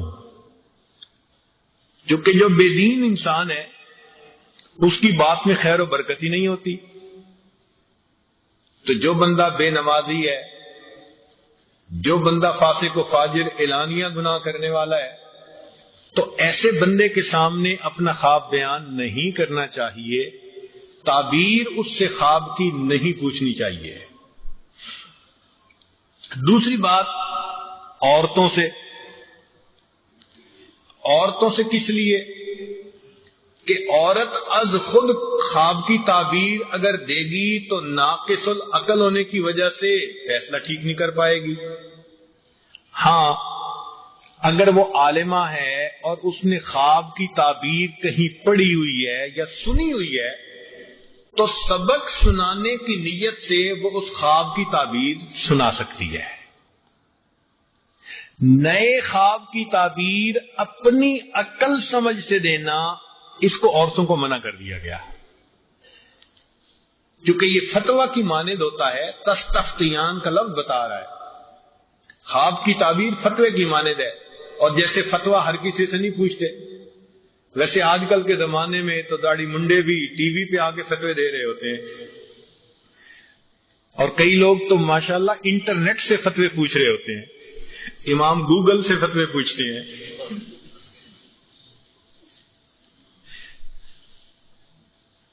تو ایسے فتوے نہیں پوچھنے چاہیے. اس لیے اگر خواب آئے بھی تو تعبیر کسی نیک انسان سے پوچھیں اور مرد سے پوچھیں. اور تیسرا فرمایا کہ جاہلوں سے، وہ اگرچہ پی ایچ ڈی ڈاکٹر ہو، یا کوئی بڑا ریسرچ کرنے والا ہو، لیکن اگر دین کا علم نہیں تو وہ خواب کی تعبیر بتانے کا اہل نہیں۔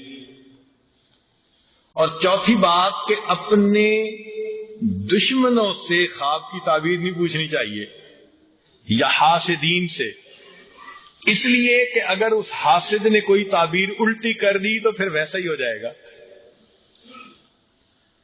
تو بچے۔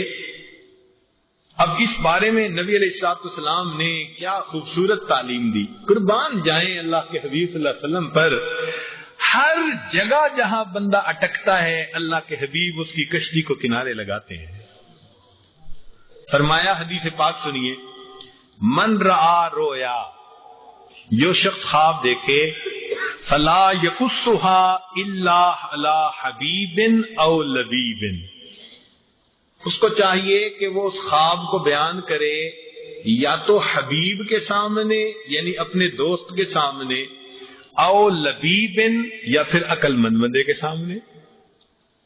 لب عقل کو کہتے ہیں، تو بھئی یا عقل مند بندے سے پوچھو، نیکوکار سے، یا پھر کوئی اپنا ملنسار بندہ ہو جو دل میں درد رکھتا ہو۔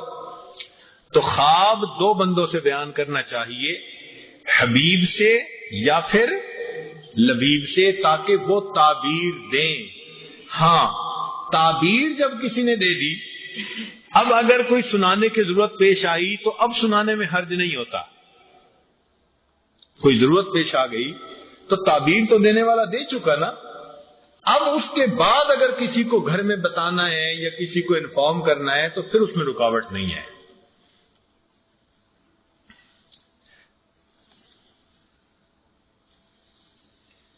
ابن سیری رحمت اللہ علیہ اس امت میں اس علم میں امتیازی شان رکھتے ہیں، تعبیر الرؤیا، ان کی کتاب بھی ہے۔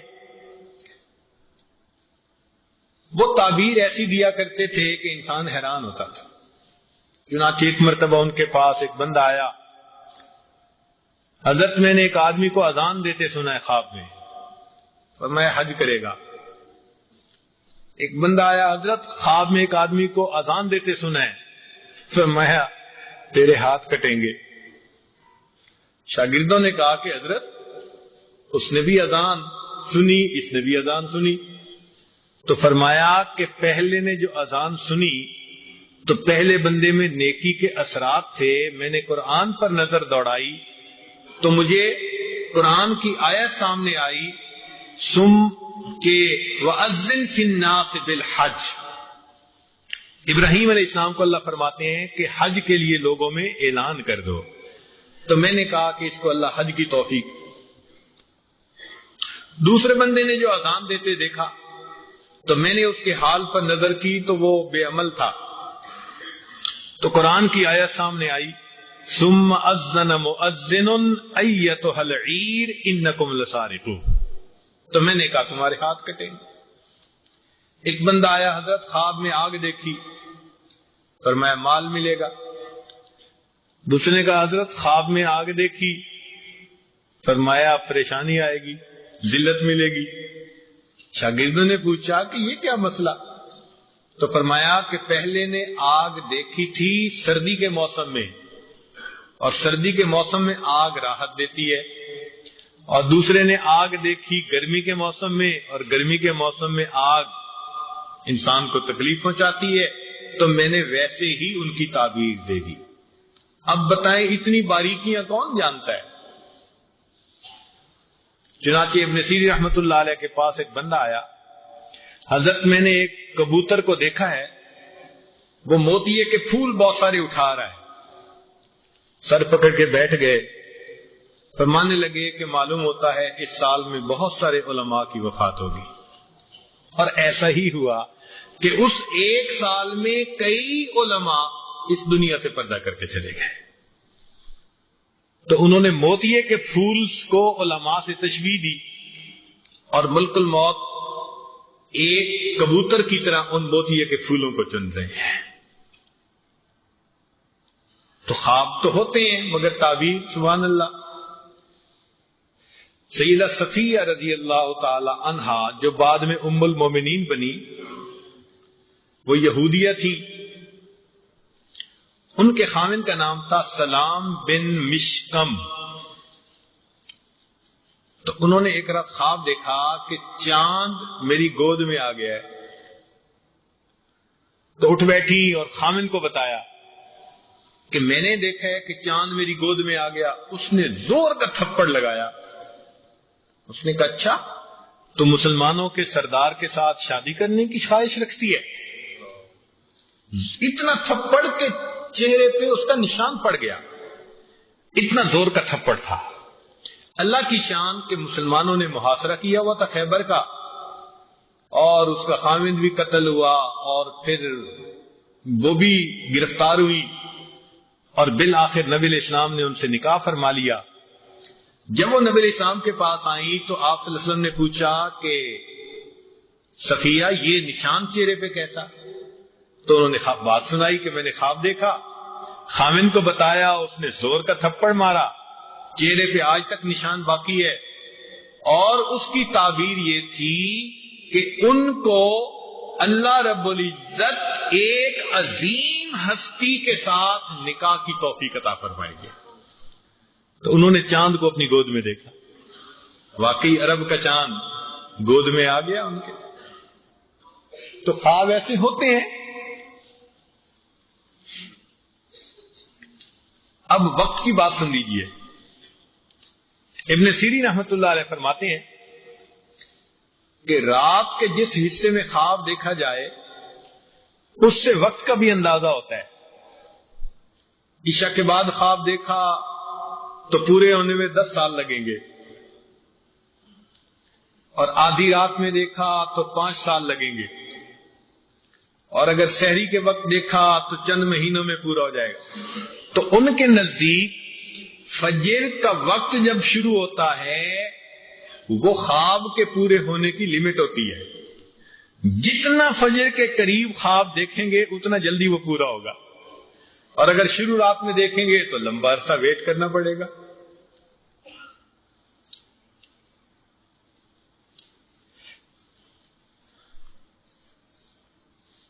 فرماتے ہیں کہ اگر کوئی آدمی خواب میں اللہ رب العزت کو بے مثل بے مثال دیکھے تو اس خواب سے بڑھ کر بابرکت خواب اور کوئی نہیں ہوتا.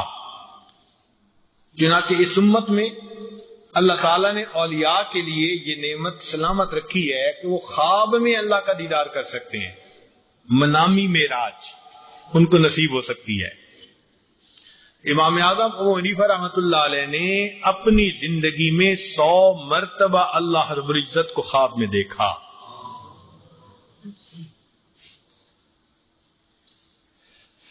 اگر کوئی شخص حضرت جبریل علیہ السلام کو خواب میں دیکھے خوش طبع اور خندہ پیشانی کے ساتھ تو اس کی تعبیر ہوگی کہ وہ اپنے دشمنوں کے اوپر کامیاب اور فتح یاب ہوگا. اور اگر جبریل علیہ السلام کو دیکھا اور پریشان حالت میں دیکھا تو تعبیر ہوگی کہ اس کو دشمنوں کے مقابلے میں ناکامی ہوگی. خواب میں اسرائیل علیہ السلام کو آسمان پر دیکھا اور اپنے آپ کو زمین پر دیکھا تو یہ اس بات کی علامت کہ یہ بندہ اپنے مرتبے سے معزول ہو جائے گا. فرشتوں کو آپس میں لڑتے ہوئے دیکھا تو اس بات کی علامت کہ یہ شخص گناہوں کی وجہ سے عذاب الہی میں گرفتار ہوگا. خواب میں حضرت صدیق اکبر عنہ کو دیکھنا یہ خوشی اور راحت کی علامت ہے. خواب میں عمر فاروق عنہ کو دیکھنا اس بات کی علامت ہے کہ دیکھنے والا انسان انصاف کی صفت سے متصف ہوگا. خواب میں عثمان غنی عنہ کو دیکھنا اس بات کی علامت کہ یہ انسان عبادت گزار پرہیزگار ہوگا. حضرت علی عنہ کو خواب میں دیکھنا اس بات کی نشانی کہ دیکھنے والا انسان بہادر ہوگا، قبیلے کا سردار بنے گا. صحابہ عنہم کو خواب میں دیکھنا اس بات کی علامت کہ یہ انسان دین کا کام کرنے والا اور دین کے راستے پہ چلنے والا ہوگا. سیدنا حسن اور حسین عنہ کو خواب میں دیکھنا اس بات کی علامت کہ یہ انسان خوب خیر اور راحت کو دیکھے گا مگر اللہ اس کو شہادت کی موت عطا فرمائیں گے۔ جو شخص خواب میں جو کا آٹا دیکھے تو دین میں درستی کی علامت، گندم کا آٹا دیکھے تو مال تجارت میں نفع ملنے کی علامت، البتہ باجرے کا آٹا دیکھے تو نفع تھوڑا ہونے کی علامت ہے۔ اب مکئی کا آٹا تو لکھا ہوا نہیں،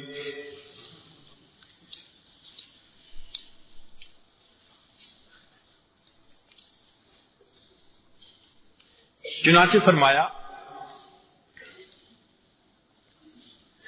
یوسف علیہ السلام نے اس بندے سے جس کو کہ امید تھی کہ یہ نجات پا جائے گا اور بادشاہ کے قریب ہو جائے گا، اس کو کہہ دیا کہ بھئی بادشاہ کے سامنے جا کے ذرا میرا بھی تذکرہ کرنا۔ یوسف علیہ السلام یہ چاہتے تھے کہ اس سے اس کو یاد دہانی ہو جائے گی کہ بھئی ایک بندے کو جو میں نے جیل میں ڈالا ہوا ہے اور کئی سال گزر گئے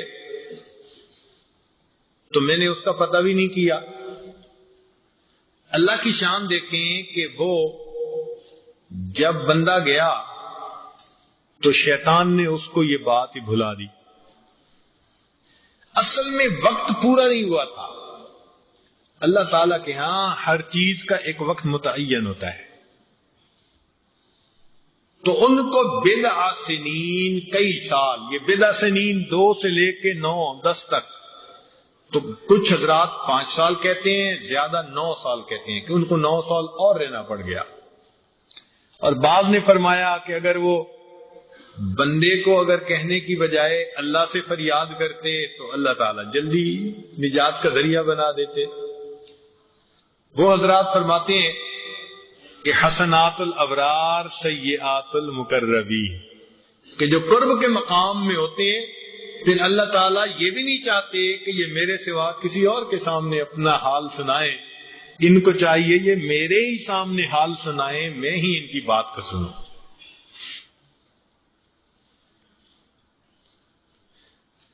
جب کئی سال گزر گئے، اب دیکھو اللہ تعالیٰ حالات کیسے بدلتے ہیں۔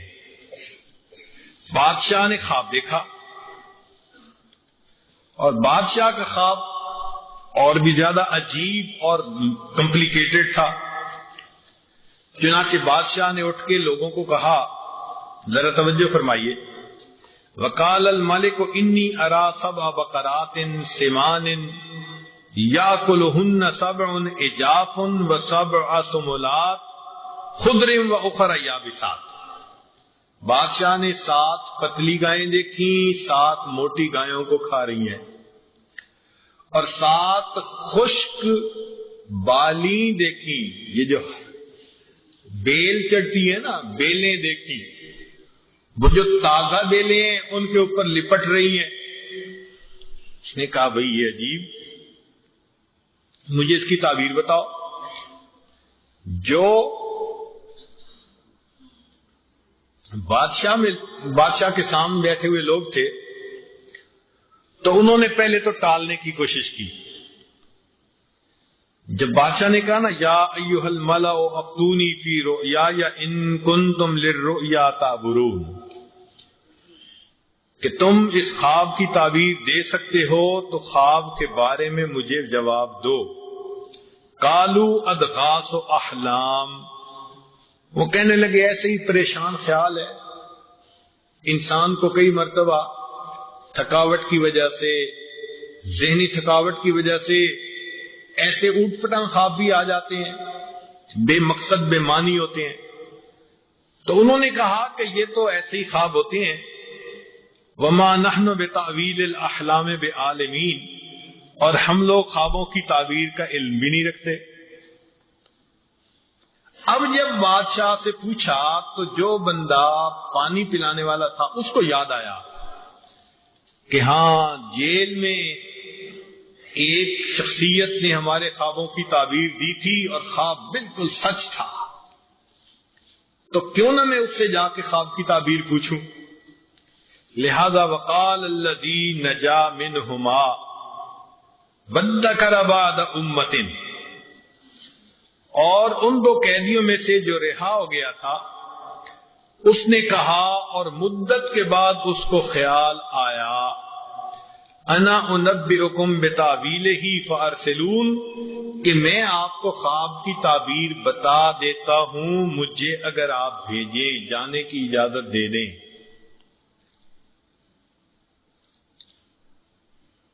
پھر وہ آیا جیل میں اور آ کر کہنے لگا یوسف ایھا الصدیق، یوسف علیہ السلام اے صدیق۔ ایک ہوتا ہے صادق، ایک ہوتا ہے صدیق، دونوں میں فرق ہوتا ہے۔ صادق کہتے ہیں جو زبان سے سچ بول رہا ہو، وہ صادق ہوتا ہے، اور صدیق کہتے ہیں جو زبان سے بھی سچ بولے اور اس کا عمل بھی اس کی تصدیق کرے، دونوں کمبائن ہو۔ تو یہاں سے ثابت ہوا کہ ہر صدیق صادق ہوتا ہے، ہر صادق صدیق نہیں ہوا کرتا، دونوں میں فرق کیا ہے مفسرین نے۔ اس نے صدیق کیوں کہا؟ کیونکہ اس نے یوسف علیہ السلام کو دیکھا تھا کہ کس طرح جیل کے اندر وہ ایک نیکوکاری کی زندگی گزار رہے تھے اور ان کی بات کیسے سچ نکلی۔ تو جب اس نے آ کے پوچھا افتنا فی سبع بقرات سمان یاکلہن سبع عجاف وسبع سنبلات خضر واخر یابسات لعلی ارجع الی الناس لعلہم یعلمون۔ تو جب اس نے آ کے یہ خواب سنایا تو اس پر یوسف علیہ السلام نے اس خواب کی تعبیر اس کو دی، فرمایا تزرعون 7 سنین دأبا، کہ تم 7 سال اپنا غلہ خوب کاشت کرو، فما حصدتم فذروہ فی سنبلہ الا قلیلا مما تاکلون، پھر جب تم گندم کاٹو تو اس کو اسی طرح سکتے میں رہنے دینا، ضرورت کی نکالنا استعمال کرنا باقی رہے، کیونکہ جب گندم کا دانہ سکتے میں رہتا ہے تو وہ کیڑے سے محفوظ ہوتا ہے، تو گندم خراب نہیں ہوگی۔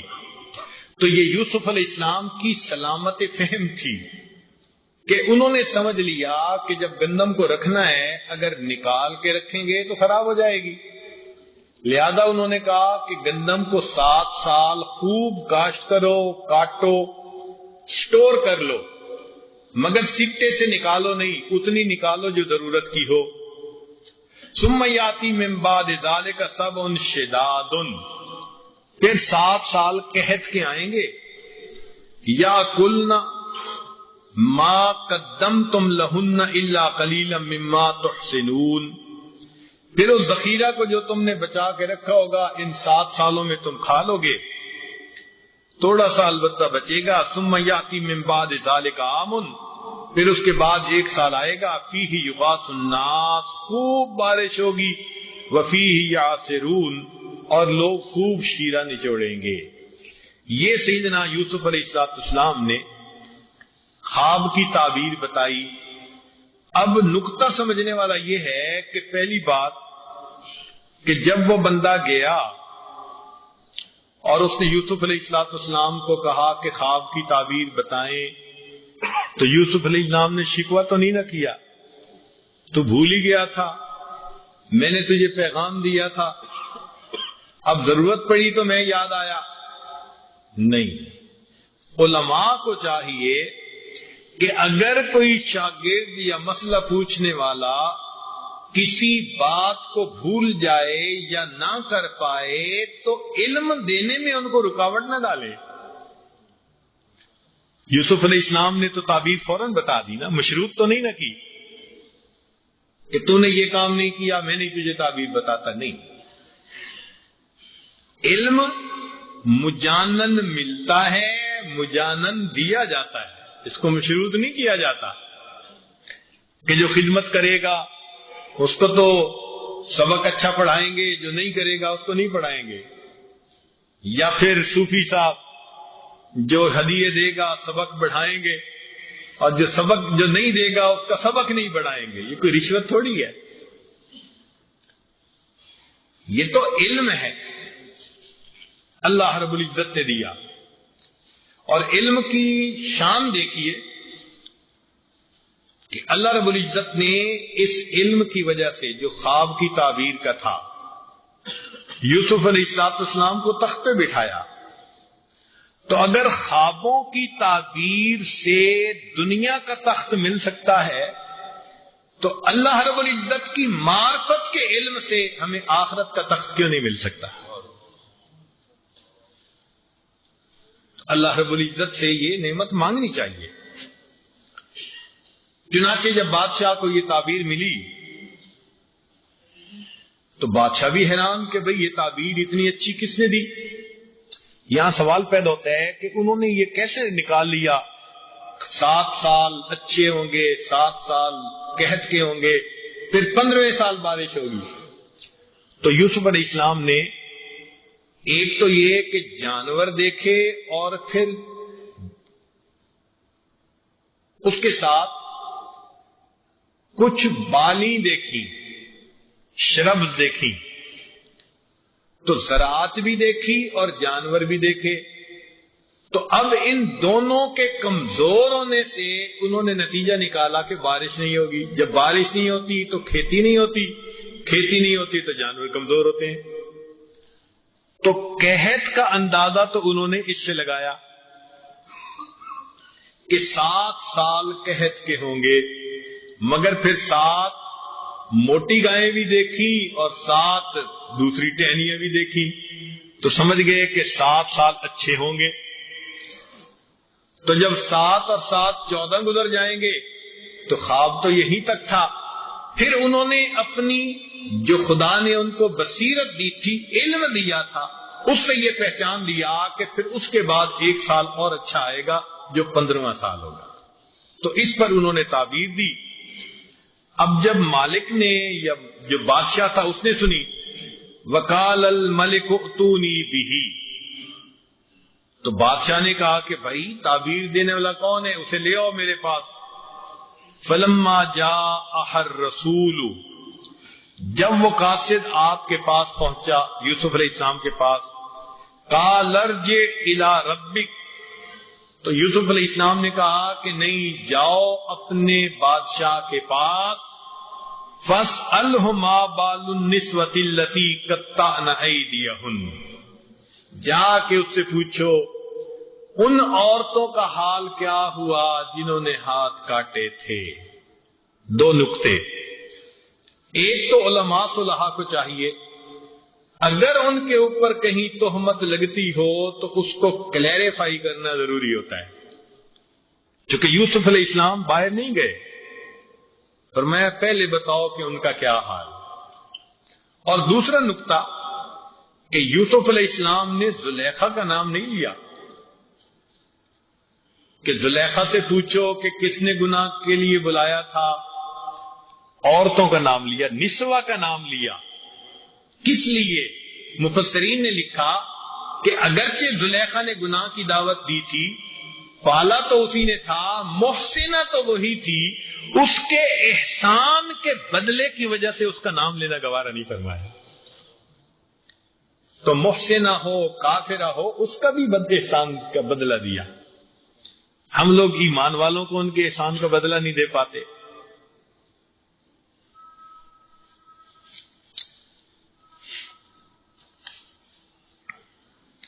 اب آنے والے بندے نے یہ کہا کہ جی آپ جیل سے آئیں، باہر نکلے. یوسف علیہ السلام فرماتے ہیں ارجع، واپس جاؤ.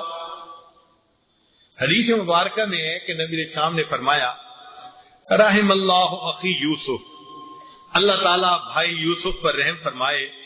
لو کنت مکانہ، اگر اس کی جگہ میں ہوتا، لاجبت الداعی، تو میں آنے والے کی دعوت کو قبول کر کے جیل سے نکل جاتا.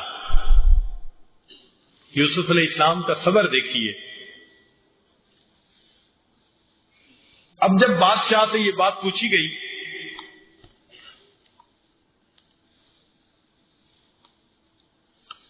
قال ما خطبكن ان راوتن یوسف عن نفسه، تو یوسف علیہ السلام نے تو بادشاہ نے عورتوں سے پوچھا کہ بھئی واقعے کی حقیقت کیا؟ قلنا حاش للہ ما علمنا علیہ من سوء، وہ کہنے لگی کہ حاش للہ، ہم نے تو اس میں ذرا بھی برائی نہیں دیکھی۔ تو عورتوں نے اس بات کی گواہی دی۔ یہاں ایک نقطہ اور بھی ذہن میں رکھیں کہ عورتوں نے جب دیکھا تھا تو کیا کہا تھا؟ ما ھذا بشرا ان ھذا الا ملک کریم۔ تو فرشتوں سے اس لیے کہ انہوں نے مشابہت دی تھی کہ فرشتوں کے اندر یہ بشری تقاضا نفسانیت کا نہیں ہوتا۔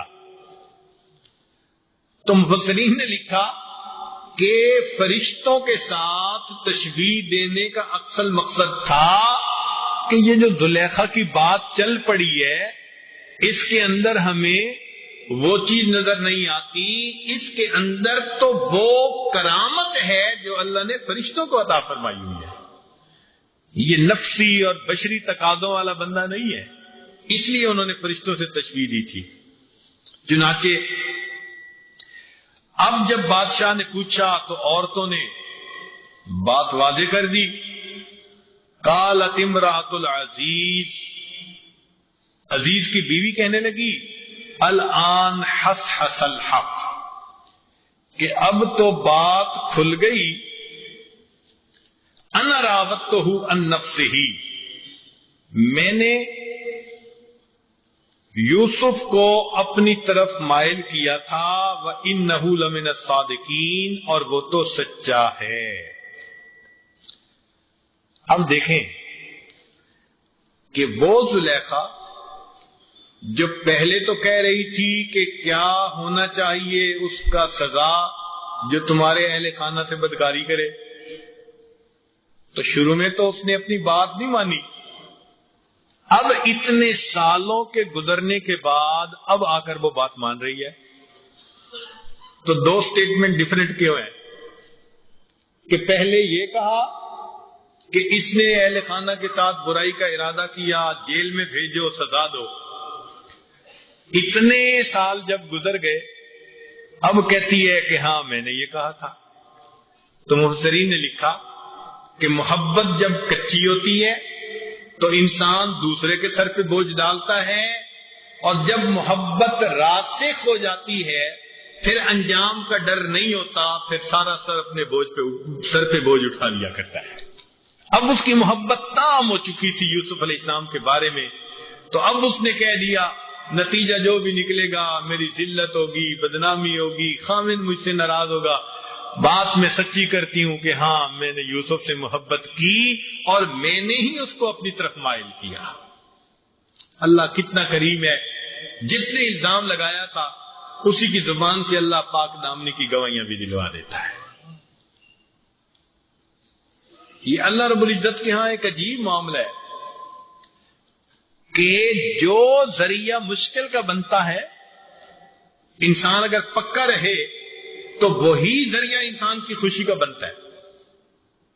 اب دیکھیں یوسف علیہ السلام نے خواب دیکھا اور مشکلات میں پڑنے کا سبب وہی بنا، وہ جو شروع میں دیکھا تھا 11 ستارے، چاند اور سورج، تو خواب دیکھا اور مشکلات کی ابتدا ہو گئی، اور ان مشکلات میں وہ دین کے اوپر جمے رہے، حکم خدا کے ساتھ جڑے رہے، پھر آخر پہ ملک نے خواب دیکھا اور وہی خواب ان کے تخت میں بیٹھنے کا ذریعہ بن گیا۔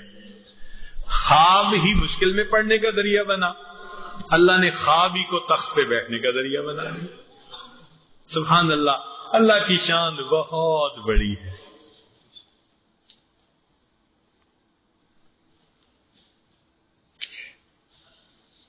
چنانچہ جب یہ بات کھل گئی، ذالک لیعلم انی لم اخنہ بالغیب، یوسف علیہ السلام نے فرمایا کہ یہ تمام اہتمام محض اس وجہ سے ہے تاکہ عزیز کو یقین کے ساتھ معلوم ہو جائے کہ میں نے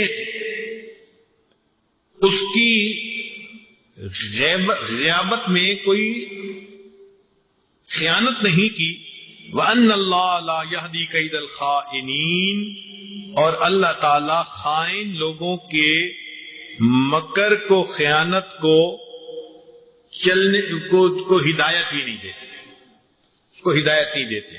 اب سوچئے ذرا کہ اس پورے واقعے میں نقطے کی بات سمجھنے والی یہ ہے کہ اگر بادشاہ کے دل میں یہ ہوتا کہ یوسف علیہ السلام کے اندر کوئی کھوٹ ہے تو پھر تو وہ کبھی بھی ان کے ساتھ محبت کا اظہار نہ کرتا۔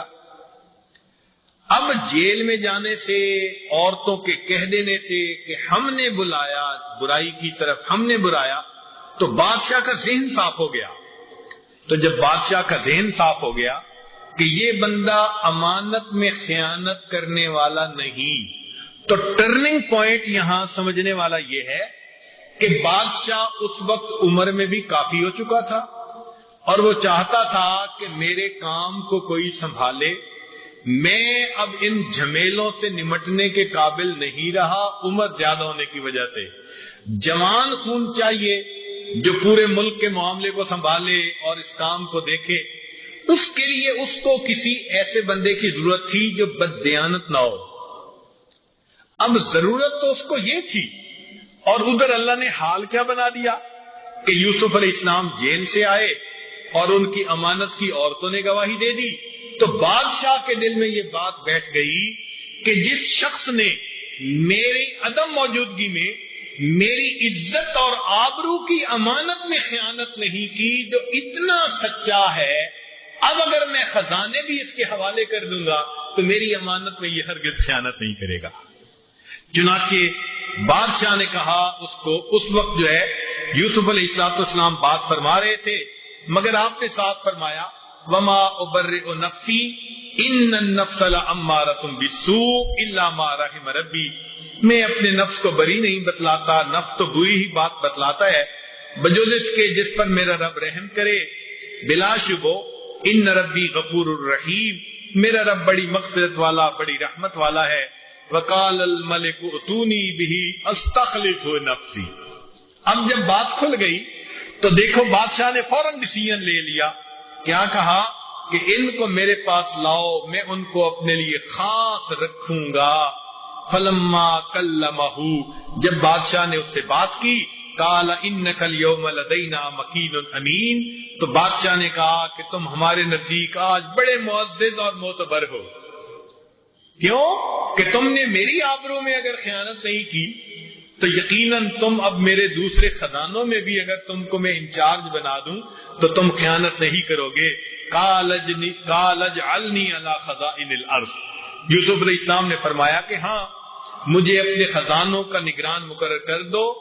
انی حفیظ علیم، میں محافظ بھی ہوں اور علم بھی رکھنے والا ہوں۔ دو لفظ استعمال کیے۔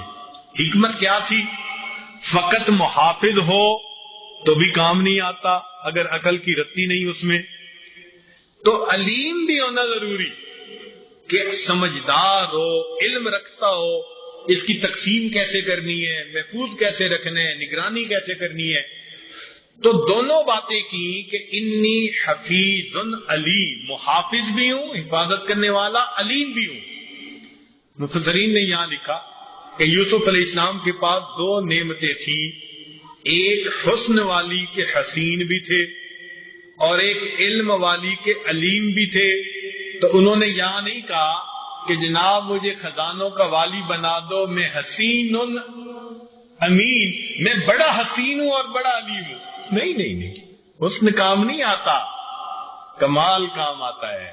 تو معلوم ہوا کہ وہاں یوسف علیہ السلام کو حسن کی جگہ ان کے علم نے کام دیا کہ انہوں نے کہا میں محافظ بھی ہوں اور میں علیم بھی ہوں۔ چنانچہ وَكَذَلِكَ مَكَّنَّا لِيُوسُفَ فِي الْأَرْضِ، اللہ فرماتے ہیں اس طرح ہم نے زمین میں یوسف کو اختیار با اختیار بنا دیا۔ اب سوچئے ذرا حالات کو، اور کوئی طریقہ ممکن نہیں تھا۔ پردیش سے آیا ہوا ایک بندہ کیسے بھئی خزانوں کا والی بن سکتا ہے؟ ممکن ہی نہیں تھا۔ تو اللہ نے حالات ایسے بنائے، تو جب حالات میں سے گزر رہے تھے تو ذہنی طور پہ تو لگتا ہے بڑی مصیبت آ گئی اور بڑا پریشانی آ گئی اور جیل میں جانا پڑ گیا، لیکن یہ تو راستے کی معاملہ تھا، منزل تو کوئی اور تھی۔ اللہ نے اصل میں جیل کے ذریعے سے بادشاہ کے دل میں ان کے امین ہونے کی بات کو بٹھانا تھا، اس کے دل میں یہ بات راسخ کرنی تھی کہ یہ واقعی امین شخص ہے۔ اب تو عورتیں بھی گواہی دے رہی ہیں، جب یہ امین ہے تو پھر خزانوں میں بھی امین ہوگا۔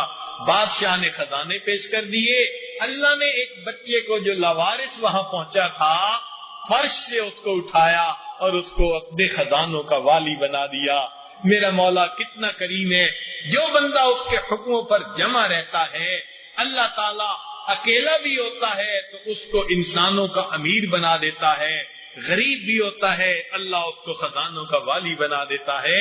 تو نتیجہ یہ نکلا کہ ہمیں چاہیے کہ ہم اللہ کے احکام کے اوپر جمے رہیں تاکہ اللہ رب العزت ہمیں عزتوں سے نوازے۔ چنانچہ آگے فرمایا وَكَذَلِكَ مَكَّنَّا لِيُوسُفَ فِي الْأَرْضِ يَتَبَوَّأُ مِنْهَا حَيْثُ يَشَاءُ کہ اس میں جہاں چاہیں رہیں سہیں، ہم نصیب برحمتنا من نشاء ہم جس پر چاہیں اپنی عنایت متوجہ کریں، وَلَا نُضِيعُ أَجْرَ الْمُحْسِنِينَ اور ہم نیکوکاری کرنے والے کا اجر ضائع نہیں کرتے۔ کہ اگر لوگوں تم بھی اگر اپنے عزت و ناموس کی حفاظت کرو گے، اپنے آپ کو گناہوں سے بچاؤ گے تو ہم تمہاری بھی نیکیوں کو ضائع نہیں ہونے دیں گے۔ وَلَأَجْرُ الْآخِرَةِ خَيْرٌ لِلَّذِينَ آمَنُوا وَكَانُوا يَتَّقُونَ اور آخرت کا اجر کہیں زیادہ ہے بڑھ کر ایمان اور تقوی والوں کے لیے۔ تو جو انسان ایمان اور تقوی پر رہے گا اللہ رب العزت اس کو آخرت میں اور بھی اجر عطا فرمائیں گے۔ تو یہاں اس پورے واقعے کا ایک خاص نقطہ آیا کہ جہاں پر اللہ رب العزت نے یوسف علیہ السلام کو جو ہے وہ اپنے والد سے جدا کیا، اس کے بادشاہ کے محل میں پہنچایا، پھر اس کے بادشاہ کے محل میں وہ بلوغت کی عمر کو پہنچے، ان کو علم ملا، پھر ان پر امتحان آیا، اس امتحان میں وہ کامیاب ہوئے، پھر حتیٰ کہ ان کو جیل میں جانا پڑا۔ تو کئی سال جیل میں رہنے کے بعد پھر آج اللہ تعالیٰ ان کو عزتیں دے رہے ہیں، وہ ملک کے والی اور نگران بن رہے ہیں۔ تو معلوم ہوا کہ جو بندہ گناہوں سے بچتا ہے اللہ تعالیٰ ذلتوں سے نکال کر عزتیں عطا فرماتا ہے، فرش سے نکال کر اس کو عرش کے اوپر بٹھاتا ہے۔ کہتے ہیں کہ یوسف علیہ السلام ایک مرتبہ اپنے لاؤ لشکر کے ساتھ لوگوں کے ساتھ قافلے کے ساتھ جا رہے تھے تو اس وقت زلیخا بوڑھی ہو چکی تھی، اس نے دیکھا اور اس نے یوسف علیہ السلام کو دیکھ کر ایک بات کہی مگر بڑی عجیب تھی۔ بعض لوگ تو کہتے ہیں نا کہ یوسف علیہ السلام کے لیے اللہ نے زلیخا کو جوان بنا دیا تھا، پھر شادی ہو گئی تھی، مگر یہ سب زبانی کلامی باتیں ہیں، محدثین کا اس کے ساتھ اتفاق نہیں۔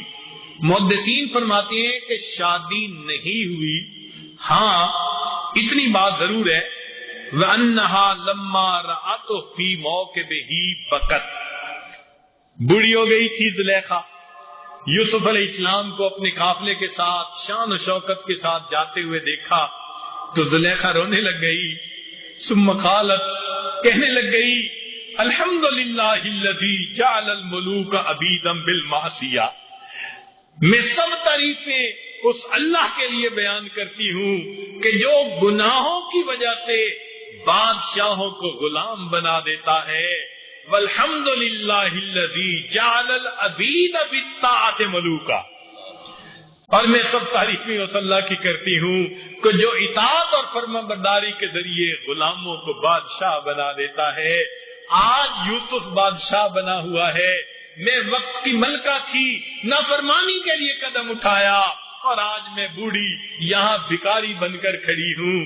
اللہ رب العزت فرما برداری کرنے والے کو دنیا میں بھی عزتوں سے نوازتے ہیں، آخرت میں بھی عزتوں سے نوازتے ہیں۔ اللہ تعالیٰ اس صورت کے اندر ہمیں یہ سبق سیکھنے کی اور دلوں میں بٹھانے کی توفیق عطا فرمائے کہ ہم نے اپنے اللہ کی فرما برداری ہر حال میں کرنی ہے۔ اللہ تعالیٰ ہمیں اپنے نیکوکاروں فرما بردار بندوں میں شامل فرمائے۔